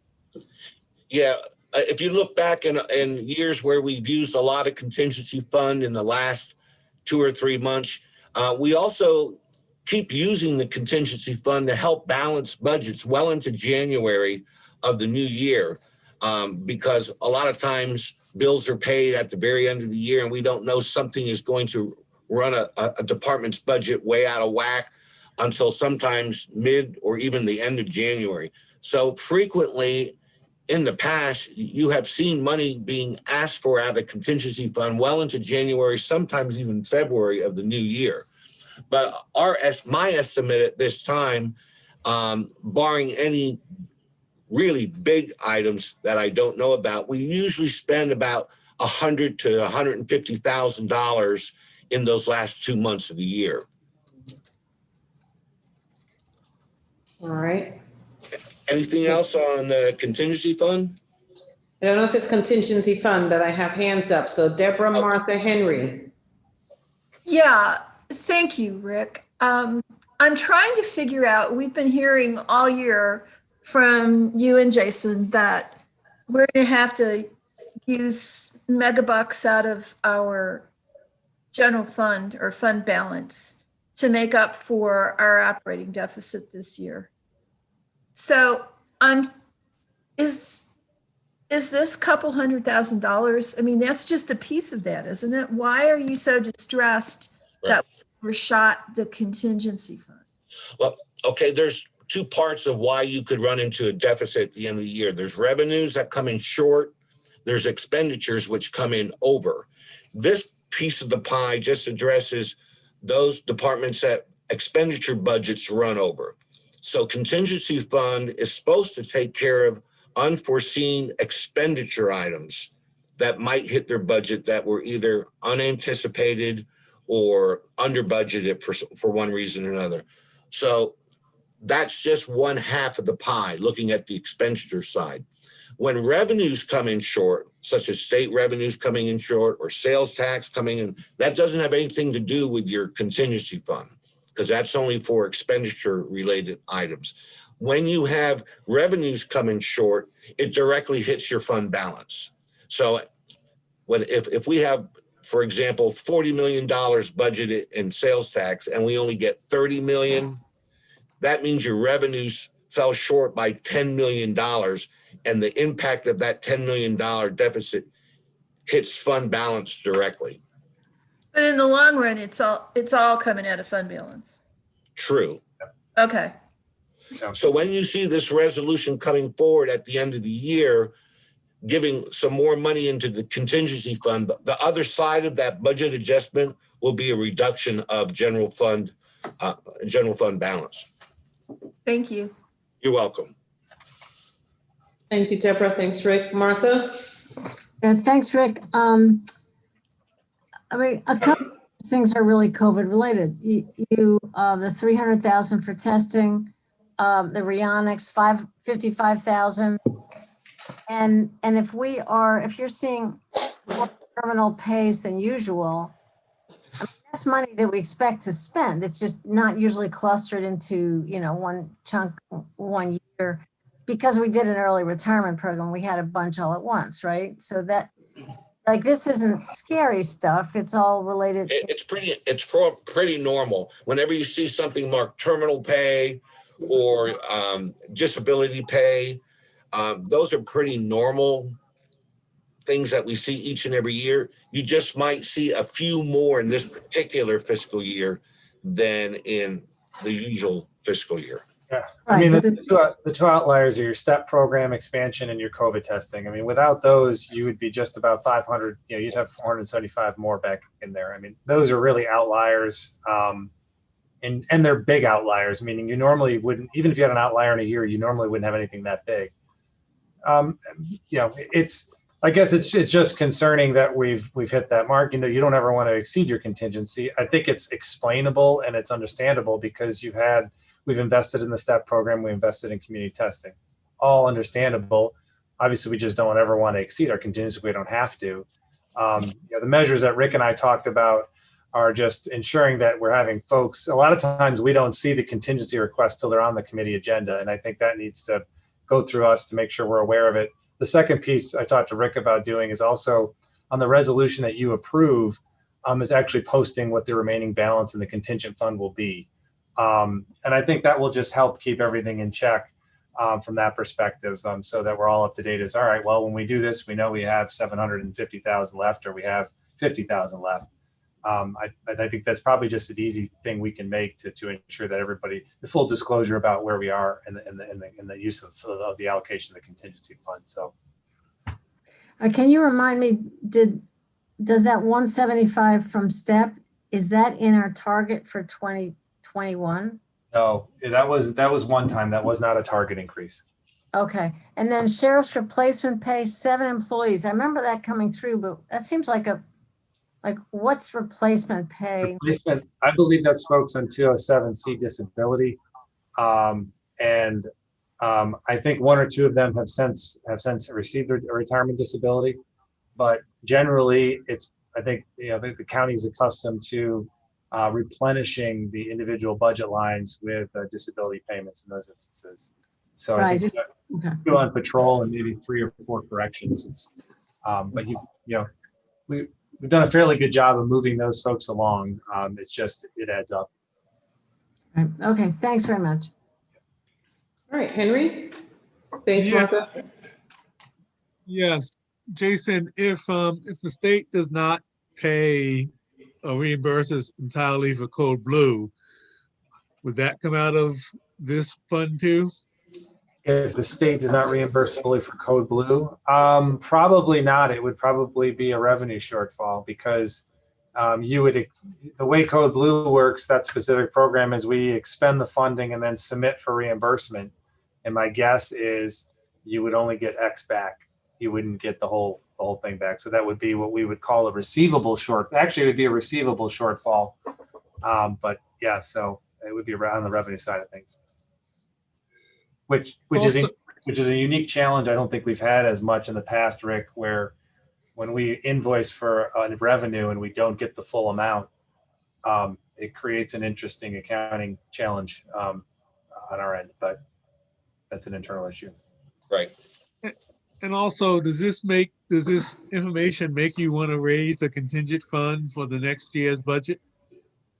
My primary reason for raising the contingent fund in next year's budget was for the combination of increased expenses, which at the end of the day, as Deborah pointed out, whether it's a shortfall in revenue or whether it's an increase in expense, it's all coming from the same pot. So increasing the contingent fund into the contingent line increases your levy base, which is really what's ultimately going to be needed to backfill either the increased expense or shortfall in revenue. So you think $2 million is enough, or should it be 2.5? Well, I think it should be bigger, but keep in mind, you've by utilizing fund balance to offset your levy, you've somewhat neutralized the benefit of increasing the contingent fund because you're not using levy money to support it. You're not creating a higher levy base. So you're essentially funding that increased contingency with fund balance. So next year, if we do lose a lot of revenue, when we're looking into 2022, you're going to have to make up more ground in terms of increasing your levy or cutting future expenses to balance the budget. Thanks, Henry. I have a quick question on contingency. This is just curiosity. How does an employee end up with $30,000 of terminal pay? Give me the Cliff Notes explanation. So employees are entitled to carry over up to and cash out up to 3 years equivalent of vacation. So they get that paid out. And depending on their collective bargaining agreement, they may get additional payout for compensatory time. So if you have a tenured employee that has worked for the county for over 30 years, 3 years equivalent of vacation, depending on the collective bargaining agreement, could equal 12 weeks. 4 weeks a year they get a vacation, times 3 years would be 12 weeks of vacation, times their hourly rate at the time of retirement. Could be a hefty check. Lisa, am I missing anything on that? Plus personal leave days that they haven't been used, plus floating holiday if they haven't used that. So it all adds up. They could accrue up to 12 personal leave days, I think. Yeah. Right. And the higher the rate of pay, of course, if it's a director, as it is in this particular case, if it's a director at a higher rate of pay than the average employee, it obviously is going to affect the final payout. Plus, we have fringe to that as well. Plus fringe, right? Oh, that's fringe too. Okay, now that makes sense. Thank you. Something wasn't adding up. Okay, thank you. At some point, I may pitch you up and Lisa for a more in-depth tutorial. But thank you. Martha. What do you mean you add fringe to it? You have to pay Social Security, you have to pay retirement, you have to pay all those things on any payout. So you add a fringe calculation to it. So it's not 37,000 isn't what the individual pocketed. It's probably 2/3 of that. Probably 2/3 of that. Yeah. Yeah, because about 2/3 of it is the actual payout. And then our fringe rate is approximately 50%. So that makes up the other third. Yeah, but our fringe rate includes health insurance. You're not paying health insurance for. You do and you don't. In the Tompkins County model of fringe rate calculation, we use a formula that's based on all wages paid. And that's part of Kevin's fringe fund calculation worksheet in the budget. And the answer to your question, do we actually pay health insurance out for that employee? No, we don't. Not for, that is a true statement. We don't have to pay health insurance on those wages for that employee. But as part of our calculation, that's whether it's 48% in one year or 52% in another year, that's based on all wages paid by the county in any fiscal year. And that's just part of the fringe fund way of allocating fringes across all departments. Okay. Thank you. Sounds like a good topic for folks to get some education around. All right, next, Rick, go ahead. I tried to keep this next one short, but it got a little wordy, so I won't read everything on here. You can read this before you go to sleep tonight. The room tax report that's been requested a couple of times since the last room tax report basically comes from the hand of Lisa Schott, our treasury manager, and Nick Helmholt over in the planning department. They are the ones that work together to devise this report. So you find anything wrong with it, you can't blame me. No, if you find anything wrong with it, we'll look into it. But the top part of the report shows you in the first two columns our total room tax for the first 3 quarters compared to last year. So you see in quarter 3, our room tax was up to $995,000. I'm reading it wrong way. $462,000 compared to $995,000 the previous year. We still have 4th quarter to go yet. And here you can see the year to date. For 2020, our year to date is $804,000 compared to almost $3 million last year. So you can figure out what percentage we're at for the year on your own. The 2 right-hand columns over here simply breaks those same numbers down into the hotel portion, which there are 27 registered hotels and motels is the first 2 columns. And the final 2 columns is all our B&Bs or bed and breakfasts. Lisa Schott has provided a little bit of detail here on, well, how many of these entities do we actually have? Total registered lodging establishments, 141. Of that 141, there are 27 hotels, motels. There are 114 registered bed and breakfast. Now, when we see registered, those are ones that we have on our books that pay directly to us all the time or some of the time.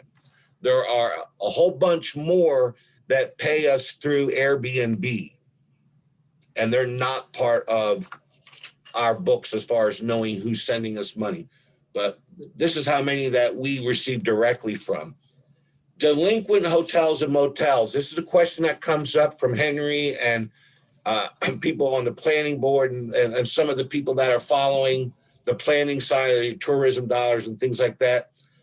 As of right now, it's pretty much been the same the 2nd and 3rd quarter. Delinquent hotels and motels, we only have 4. And I have some highlights of those 4 below. Delinquent bed and breakfasts, out of all 114, there's only 16. Now, as we move down here, here are some footnotes to the hotels, those 4 that have been delinquent.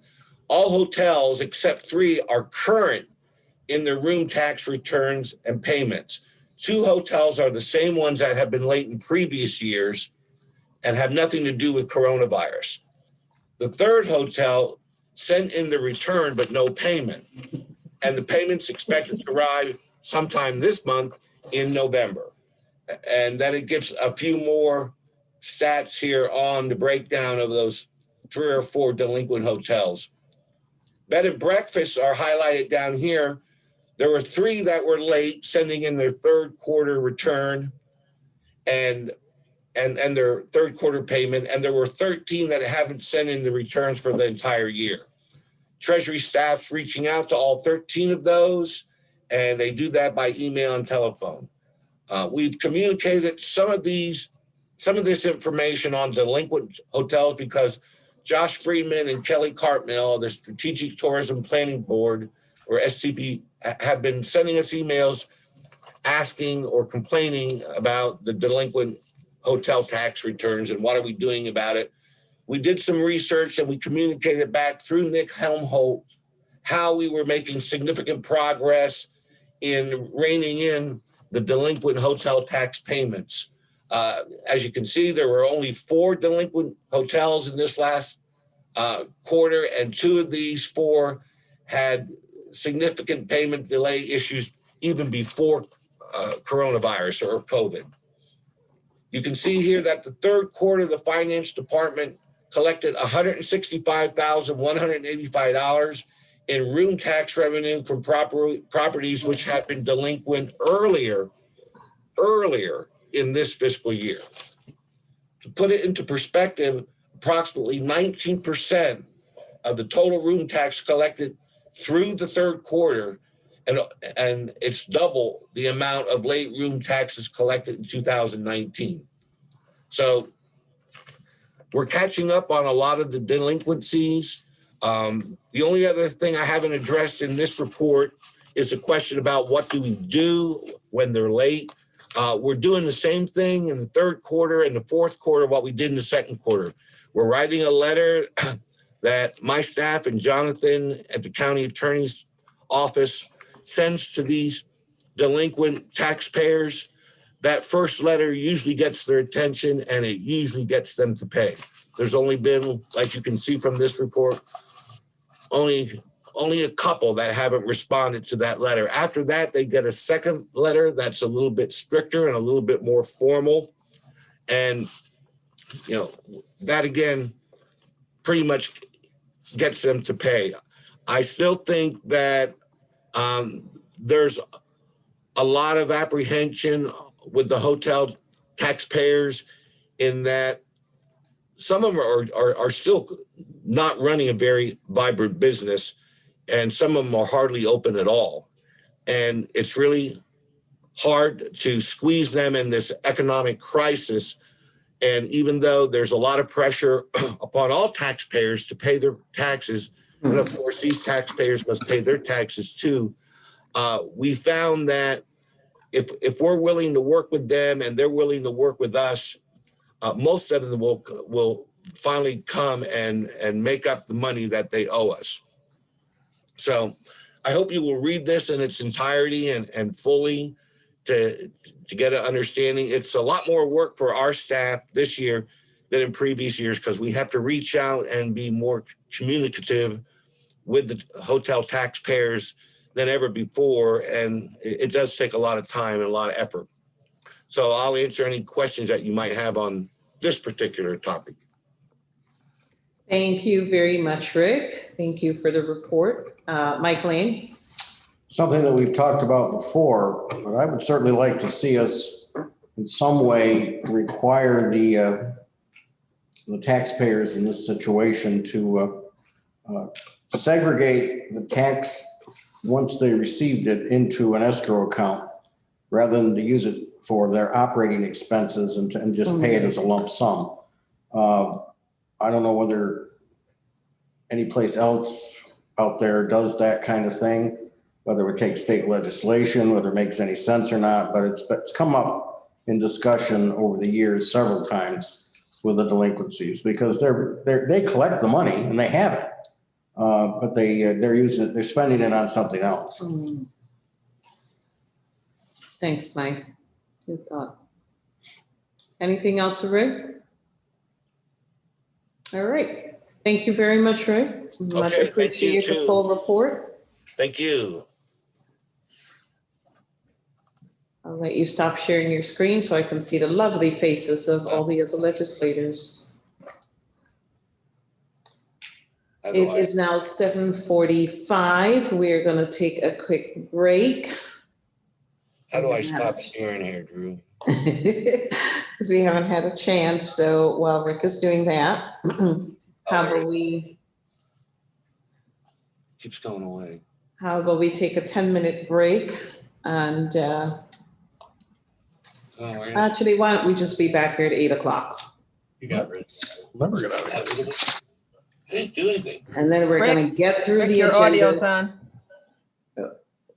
Thank you, Rick. We'll get through the agenda real fast and the rest of it. So thank you. We'll be back at 8.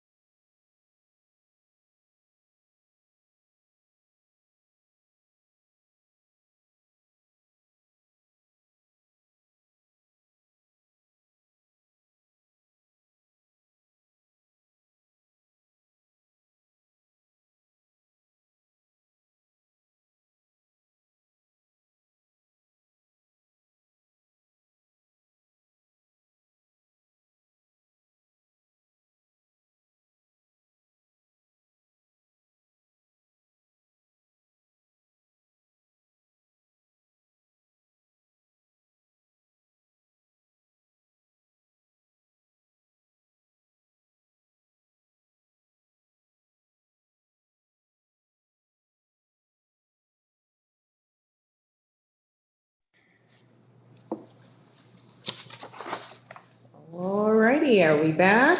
We're back. Do I have a quorum? I think I do. All right, let's move through this agenda. Are there any resolutions to be added or withdrawn from the agenda? No. All right, let's go to the consent agenda. The consent agenda are resolutions and appointments to be voted on as a group, unless any member of the legislature requests that a resolution or appointment be instead included separately and individually as part of the business of standing or special committees. Advisory board appointments. What am I missing, Kathy? You start with the Housing and Economic Development Committee. Oh, there it is. I was looking for my paper.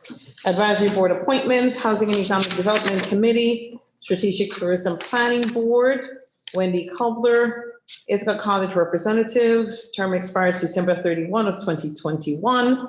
Arthur Keith, Lodging Representative, term expires December 31st of 2022. To the TCAD Board of Directors, our very own former legislator Frank Proto, Tompkins County Representative, term expires December 31, 2023. To the Public Safety Committee, Emergency Response and Oversight Committee. No set terms. We have Brian Robeson, Director of Emergency Response Representative. John Halachek Jr., Tompkins County Communications Center Manager Representative. Greg Potter, Tompkins County Information Technology Services Director Representative. David Amaro, City of Ithaca Police Department Representative. Jerry Wright, Village Police Chief Representative. Chris Jordan, Volunteer Firefighter Representative. Mark Conrad, Campus Police Rep. And Matt Van Houten, District Attorney. Those are all the appointments. And on to the resolutions. On the Facilities and Infrastructure Committee, Resolution A, resolution authorizing a public hearing in accordance with Section 147F of the Internal Revenue Code of 1986, as amended, ID 9610. Government Operations Committee, Resolution B, appointment of election commissioner for 2021-2022, ID 9619. And I'm assuming that this went through committee today, Amanda, and it's all good. Yes. Housing and Economic Development Committee, Resolution C, rent forgiveness for tenants in the Tompkins Center for History and Culture, ID 9682. And Public Safety Committee, Resolution D. I'd like to pull that one.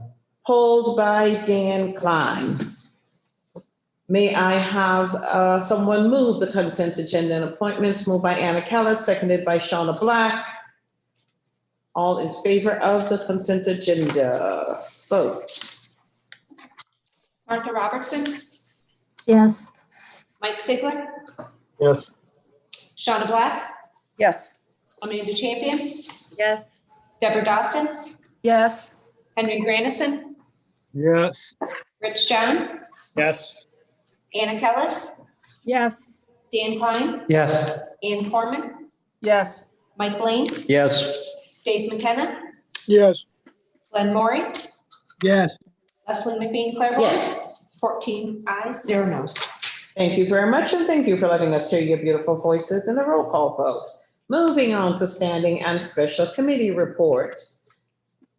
Keep them brief. Health and Human Services Committee, Shauna Black, Chair. We have not met since our last meeting. Our upcoming meeting will be the 16th of November. And we will have a special presentation by St. John's, who's providing our shelter service, and they'll also be updating us on Code Blue. Thank you very much, Shauna. Thank you. Facilities and Infrastructure Committee, Mike Lane, Chair. We have not met since our last legislature meeting. You heard the report tonight on the Route 13 study. That was something we had discussed and we really wanted to bring forward to the full legislature. We'll be meeting again. I forgot what date we're meeting. Kathy? Kathy doesn't remember I don't either. remember, But you'll all get we'll let you we'll know. all get notice of that. Thanks.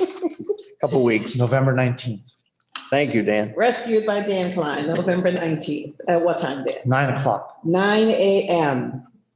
Thank you. Thanks, Mike. Government Operations Committee, Amanda Champion Chair. Yeah, thank you, Leslyn. We actually met today, just mere hours ago. And so there's a couple things I want to share with folks. One of the things that we talked about was legislator salaries for 2022 through 2026. And we had brief discussion and we did pass the resolution that Mike Lane had offered, which keeps legislator salaries what they are currently for the next 2 years. And then after that raises it 3%. And then the following year, another 3%. So folks felt pretty good about that. There was actually no controversy. So that was nice. So I assume that will come to the full legislature at our next meeting. And if people have other proposals at that time or other opinions, you can certainly bring it forward then. Let's see. Okay, so we also passed 2 resolutions. We are going to have a public hearing to change the charter. When we changed our rules of the legislature a couple months ago for the organizational meeting portion of the rules, there was a few inconsistencies with what we changed it to with the charter. So, we worked with Jonathan and Kathy, and there's just a few sentences that need to be changed. One thing in particular is to just say that, just to refer back to the rules and kind of take some of all the specifics out of the charter. So that also will be coming forward, I assume, at the next meeting. And if folks have questions about it at that time, you can certainly ask me. We just want the charter to reflect what we passed as a legislature. And then the last thing I wanted to share is that we began to talk about, we're still going through the rules of the legislature. We began to talk about rule number 4, which discusses the order of business of our legislature meetings. And we had, lots of small changes again, and commas and wording changes, which you'll see when this eventually comes to the full legislature. But I wanted to throw a couple things out there that people were talking about. And I'm not encouraging a discussion right now, but I want people to think about this because it will be something that we discuss at a future meeting. So there has been a proposal to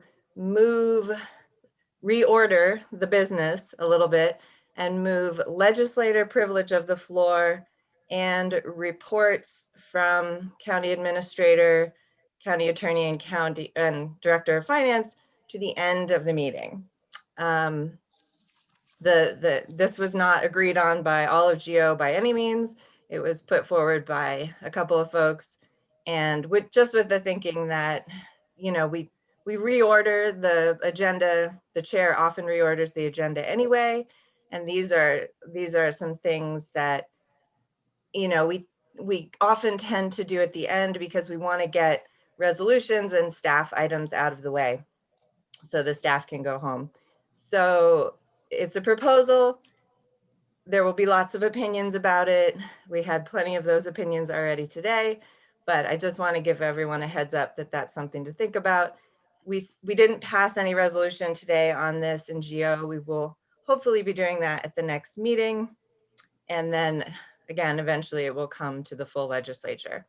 So I think that's it. Trying to be brief.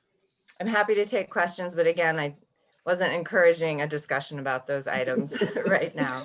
And the next meeting will be at the beginning of December. Thank you, Amanda. Geo has definitely been busy. I think it's important for us to acknowledge that one of the things around legislature salaries, that next year is an election year for legislators. All seats are up as the legislature all gets elected all at the same time. We're not staggered. And one of the things we try to do is advertise what the salary will be ahead of time in case people are interested in running, they know what it is. Just in full transparency, we do that. So hopefully there'll be a resolution coming to, like you said, Amanda, to the full legislature, and then we'll have it. And by December, people will know if they want to make up their minds, if it's worth their time to do this. Some people do it for the love of doing it, not for the money. But thank you for taking that up. And I'm sure there'll be very spirited discussions about the reordering of business. Any other questions for Amanda or comments? All right. Thank you, Amanda and Geo. Planning, Energy, and Environmental Quality Committee, Deborah Dawson, Chair. Thank you, Madam Chair. PEAK has not met since our last legislature meeting. In fact, we had nothing pressing on our agenda so we didn't have a meeting. However, we will functionally have 2 meetings this month. We will be sitting in on HED's November 17th meeting, at which the case board subgroup that's been working on green workforce development will be presenting its report jointly to PEAK and HED. And then we will have our usual PEAK meeting on the Monday before Thanksgiving. All right. Thank you, Deborah. Any questions for Deborah? Wonderful. Budget, Capital, and Personnel Committee meeting, Martha Robertson, Chair. Hello, thank you, Leslie. Our next meeting is this coming Monday, the 9th at 3 o'clock. We have a lot of kind of boilerplate resolutions on the agenda. We also have your direct report evaluations. Well, it's not just yours, it's direct report evaluations of Kathy and Jonathan that we're doing this year. And Laura Granger has been very kind to get those materials to us. They are in binders for you to pick up in Kathy Cobert's office. You have an email to that effect in your inboxes. So the 3 of you who are sitting in the chambers, before you leave, try to remember to go pick up your binders from Kathy's office. And we will have an executive session at the end of BCP on. What, you got it? Okay. We'll have an executive session to start to discuss those evaluations at the end of BCP. And there's a lot of business, so make sure you have time to read your 105 pages for Monday. So that's it. Yes, Dan, go ahead. I have a budget question. It might be a Jason question, but it's a budget question. I don't think we've seen an updated estimate for the 2020 budget shortfall in a while. I'm wondering when we might see it, an updated version. Good question. That is a Jason question. We're going to be issuing some guidance to department heads on Monday for them to complete some year-end projections, and then from there we'll take that information in. I hope to have something ready probably by the end of the month to give you an understanding of where we think the shortfall is going to be. Do you think it's possible to get it before we vote on the budget, or is that just not possible? I don't think so right now, Dan. I've tried to back into some numbers, but there's so many moving parts right now. What I want to do is basically I'm going to be giving all the department heads a spreadsheet of their actual budgets and have them project what their year-end expenses will be. It's very difficult right now without going through this process to know what state aid is going to be or what state aid is being withheld. We're gonna have them complete spreadsheets of the revenues expense lines essentially and project out to the end of December so we can get an understanding of it. I'm sorry I don't have anything more accurate to share with you right now, but I should have something within a few weeks. Okay, thank you. Good question, Dan. Thank you, Jason. We'll look for it. Any other questions of Martha or anything else of Martha? All right, get ready Monday. Thank you. 100+ pages. All right. Thanks, Martha. Workforce Diversity and Inclusion Committee, Ann Corman, Chair. Thank you. Buttercup and I stepped in the legislature recently, and there wasn't really much that got broken that a little epoxy can't fix. So we met, at least hold on a second.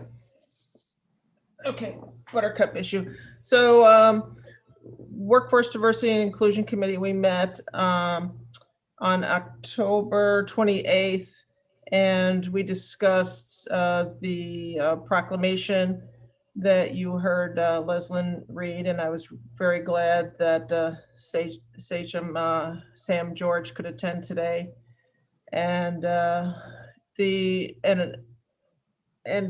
probably at some point later, Mike Lane maybe will give more information, or we can have Carol Kamen do it. But there are plaques going up around the community also honoring our American Indian heritage. And so we are, let's see, the Office of Human Rights, Dr. Clark, he talked about his panel discussion that was coming up, and that was on the 29th of October. That was on compassionate mental health and social services. And if you didn't catch that, that's available on our YouTube channel, the Tompkins County YouTube channel. That was very well done. And I learned quite a lot about the services that we're doing. And people talk very frankly about, some of the struggles that people are having in the community. And we also talked just briefly on an update to our diversity statement, and Deanna Carithers, our Chief Equity and Diversity Officer, is going to help us work on that. And she also spoke about police reform, as she's going to be taking part of the lead with that. So she gave us an update. And I think, me and I think other folks in our committee were happy to hear that there's going to be even more involvement in the community, more input in the community in that. And I'm not saying that there wasn't going to be. What I mean to say is that that's the stage that's coming up next. And so we were glad to hear about that. And then our next meeting, we're combining our November and December meetings because our meetings fall at the end of the month, which is right around a lot of holidays for November and December. So our next meeting will be the first week in December, and we're still selecting the meeting date and time. And that's all I have. Oh, one last thing that was very important, actually. It was brought up too that in the community, there's been a lot of anti-Semitic hate speech, harassment, and vandalism in and around, mostly centered around the city of Ithaca. And I just wanted to say that that is very disconcerting for me to hear. And I definitely don't condone those behaviors. And I'm very glad that people are supporting the people who have been targeted. Thank you. Thank you, Ian. Any questions for Ann? Okay, moving on. Tompkins Intergovernmental Relations Committee, Martha Robertson, Chair. Thank you, Leslyn. We met yesterday, so it's easy for me to remember what we did. We had a great presentation by Ryan Gregoire, Legislative Director at NISAC. He gave us a full rundown of where they see things with the state budget. And he and other staff and Stephen Aquario had met with Robert Mujica, the Budget Division Director, a few weeks earlier. And so he said it's the first time NISAC has actually done that in the fall, which is really the right time to do it, because that's when the governor is working on when the executive is working on their budget. And he sent us along a document that I believe I sent it to all legislators. It's called county recommendations for overcoming the current state local budget crisis. And it's a 10-page document of things that they're suggesting to the governor's office. If I didn't send that to everybody, I will do that. So let me know if you didn't get it. Very helpful conversation and document. We spent some time talking about committee structure in the state assembly and legislate and the Senate.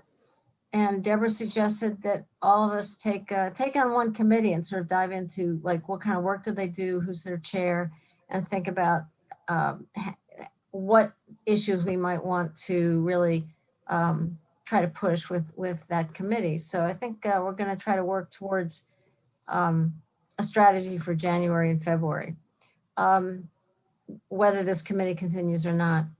And finally, we had a Diane Miller from Cornell gave us some of her time to updating us on Washington, which nobody knows what the update is, but it was a good conversation. And finally, we passed resolution, not unanimously, but did pass a resolution urging New York State to consider, there are a variety of proposals for raising taxes on the wealthiest New Yorkers. And we didn't pick any one, but we did sort of make the case, try to urge the state government to consider that as they go forward with the next budget and trying to spread the pain, so to speak. Our next meeting is December 2nd, and our new Assemblywoman will be talking to us about her top several goals for her first term in the legislature, and we're looking forward to that. And we're going to practice our lobbying on her. So I'm familiar. I know. Got your your number. Yeah, we know where you live. Thank you, Martha. Any questions to Martha? Yes, Mike Lane. Not really a question, but I really want to say that I'm really glad we formed this committee. You formed the committee, Leslyn, and with Martha. And there's, what I think 7 of us on there now. To the other 7 on the legislature, tune in sometime. It is so educational dealing with these people who are in Albany and Washington. Martha does an incredible amount of foundation work to get to a meeting by simply arranging for these folks to be with us. And other things in our minutes this time, in our agenda this time, we got a list of all the committees at the state legislature. And if others haven't seen that, that's something to look at. So right. I want to say, I hope this committee continues. It's a real good thing. And I think the people we talk with appreciate the fact that they're getting feedback from the folks down the line. Thank you so much, Mike. That's very nice. Yeah, the committee structure is astounding. It's like, they're just, for the assembly, there are 37 standing committees, 40 subcommittees, 13 legislative commissions, and 19 task forces. So that's just one. But I just want to mention also that I think it has turned into a great conversation with these people who we've been able to get to join us, so that we're really lobbying them every time they come and talk. And it's, we're directly feeding into the way they think about the issues that affect us. So I really appreciate everybody being so engaged in the discussions. And yeah, thanks for setting up the committee, Leslie. It's been great. Well, somewhere in my crystal ball, I knew that COVID was going to happen and we were not going to be able to go lobbying live. I don't know. So, but thank you to the others, Mike Sigler, Shauna Black, others who had some input, and we should do something. So it wasn't just me. I wish I could take all the credit, but no, I can't. A quick question, Martha. There were some resolutions that we had sent to NISAC when they were collecting resolutions, the conference, things that were going to go forward to the governor's office and on other places. Has there been any feedback on any of them when you all spoke with? Go ahead. Yeah, I think they took we had several, I think they took them all into their committee process. Or yours was, did yours get added in late or something? They said they would put it in for January or February. There was one about. Mine got added in late. Yeah, the one. Not mine. Yeah, okay. There's the one about civil service. That okay, they did that one. I will look through, I'll find they did send out a list of the resolutions that they're forwarding on that become part of their platform. So I'll go back and find that and send that to everybody too. I'll be interested in hearing more about what the process is once they accept them, then what? Where do they go and what happens and when do we show up and lobby? All right. I noticed that I had a draft email I was sending to you when you asked for agenda topics for Tiger that never made it. And that's one of the things I wanted to ask about. All right, thank you, Martha. Housing and Economic Development Committee, Anna Callis, Chair. We met a couple weeks ago. If anybody wants to go back and look at that, there were two good discussions. One was Ithaca Area Economic Development, i.e. IAED, their 2021 work plan. We also had a great presentation in the beginning from Aloja Arweli and Kareem Beers.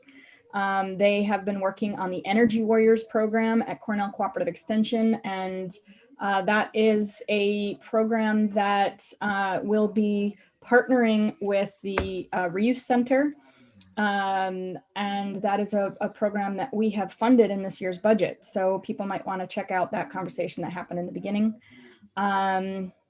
In this next meeting, which actually I think pretty much Deborah covered all of it. Just to reiterate, it is not on the normal fourth Thursday of the month. It will be Tuesday the 17th at 11 a.m. So mark that on your calendars if you want to watch the presentation by the Climate and Sustainable Energy Committee on the Green Workforce Development. And that will be in the second half of the meeting. And that is my full report. Thank you, Anna. Any questions for Anna? All right, moving along. Complete Census Count Committee, Michael, Chair. Well, a little later than we expected, but we had our final meeting on Monday. We heard final reports from all of the agencies and the legislators on the committee. Overall, I think we did a good job, particularly with one hand tied behind our back because of the COVID crisis and not being able to have some of the public meetings we would like to have had, for example. But we had wonderful help from administration, Amy and Nick particularly. And then we were joined by Dominic, who has been great, from our Public Information Advisory Board, our county library, the rural libraries, League of Women Voters, people from the Latino community, for example, all in Tompkins Community Action, and I'll miss some of them. I'm trying to say them all, but we are grateful for the help that they got getting us pretty much. I mean, the state says we're at about 99% reporting, but we'll wait to see the actual outcome of the figures. The colleges were wonderful. How they worked so hard to get the count on going back to April 1, both on from their dormitories and group housing, and also later on their on the students living off campus, and that was a tough nut to crack. And we had great help from the census specialists from the United States Census. We asked that anyone who had comments, please submit them to Kathy Covert or me, and we would attach them to the minutes, trying to build up an archive for the next complete census count committee in 2030. And we'll all be there for that, I'm sure. But that's pretty much it. And we kind of went out a little bit with a whimper rather than a bang, but I think we were successful in what we set out to do. Fantastic. Thank you, Mike, for your work in chairing that committee. You're welcome. It was a heavy lift given what we were facing with COVID. So thank you, and for all the partners. Had great help. Yeah, thank you. Rich John. Leslie, you just said it, the Census Committee, you don't get on that and work on it for the glory. You do it because it just really needs to be done. And Mike, thank you to you and all the people that worked on it. Indeed, indeed. Any other questions to Mike? And thanks to all the legislators who also served on it. Yeah, we should name them all. We had Dave, and we had Shauna, and I'm going to forget them all at this point. We had And Amanda was there, and who else am I missing? Glenn was there. So they were all great supportive characters, and we appreciated their help too. It was glorious. It was glorious. At 9 o'clock on a Monday morning too. Glorious. I started on it. And it was glorious at 9 o'clock in the morning. All right, Downtown Facilities Committee, Dave McKenna, Chair. Thank you, Madam Chair. Downtown Facilities has not met since the last legislature meeting. We will be meeting on the 12th on this same channel at 4 o'clock. Thank you, Dave. Look forward to the meeting. Public Safety Committee, Rich John, Chair. Thank you, Leslie. Public Safety has not met since our last legislative meeting. We will be meeting on November 19th, 2 weeks from tonight or today at 3 o'clock. I do have a resolution that was pulled from the consent agenda. And this is Resolution D, document ID 9626, Budget Adjustment, Department of Emergency Response, and I would move it. May I have a second, please? Second by Glenn Morey. And I think there was a question on it. What was the source of funds? And it came from a grant that we received from State Homeland Security. It's an annual grant, and some of the funds were applied to buy screens for the Dewar site and the backup site. And so that's where the grant money was applied. All right, that was your question. Yeah, thank you for finding that out. I know it's kind of nitpicky, but I think this is the permanent record of what happened. I think it's important to know where the money comes from. Thank you. I agree with you, Dan. All right. Anything else, Rich? I just mentioned that our jail count, I'd like to bring that up so that we're continuing to pay attention to that, is at 37. It's remained at historic low levels. So we're doing okay there. But I think we need to vote on the resolution. Yes, I was just about to go there. All right, roll call vote. Kathy's got the paper waving, ready. Martha Robertson, Yes. Mike Sigler, Yes. Shauna Black, Yes. Amanda Champion, Yes. Deborah Dawson, Yes. Henry Granison, Yes. Rich John, Yes. Anna Kellis, Yes. Dan Klein, Yes. Ann Corman, Yes. Mike Lane, Yes. Dave McKenna, Yes. Glenn Morey, Yes. Leslie McQueen Claiborne. Yes. 14 ayes, 0 no. Thank you. That carries unanimously. And that's my report. That is your report. All right. Thank you all very much. Let's take the minutes of the previous meeting, the October 20th meeting, moved by Anna Kellis, seconded by Martha Robertson. Any discussion or substantive changes to the minutes? No, let's vote on it. Martha Robertson, Yes. Mike Sigler, Yes. Shauna Black, Yes. Amanda Champion, Yes. Deborah Dawson, Yes. Henry Grandison, Yes. Rich John, Yes. Anna Kellis, Yes.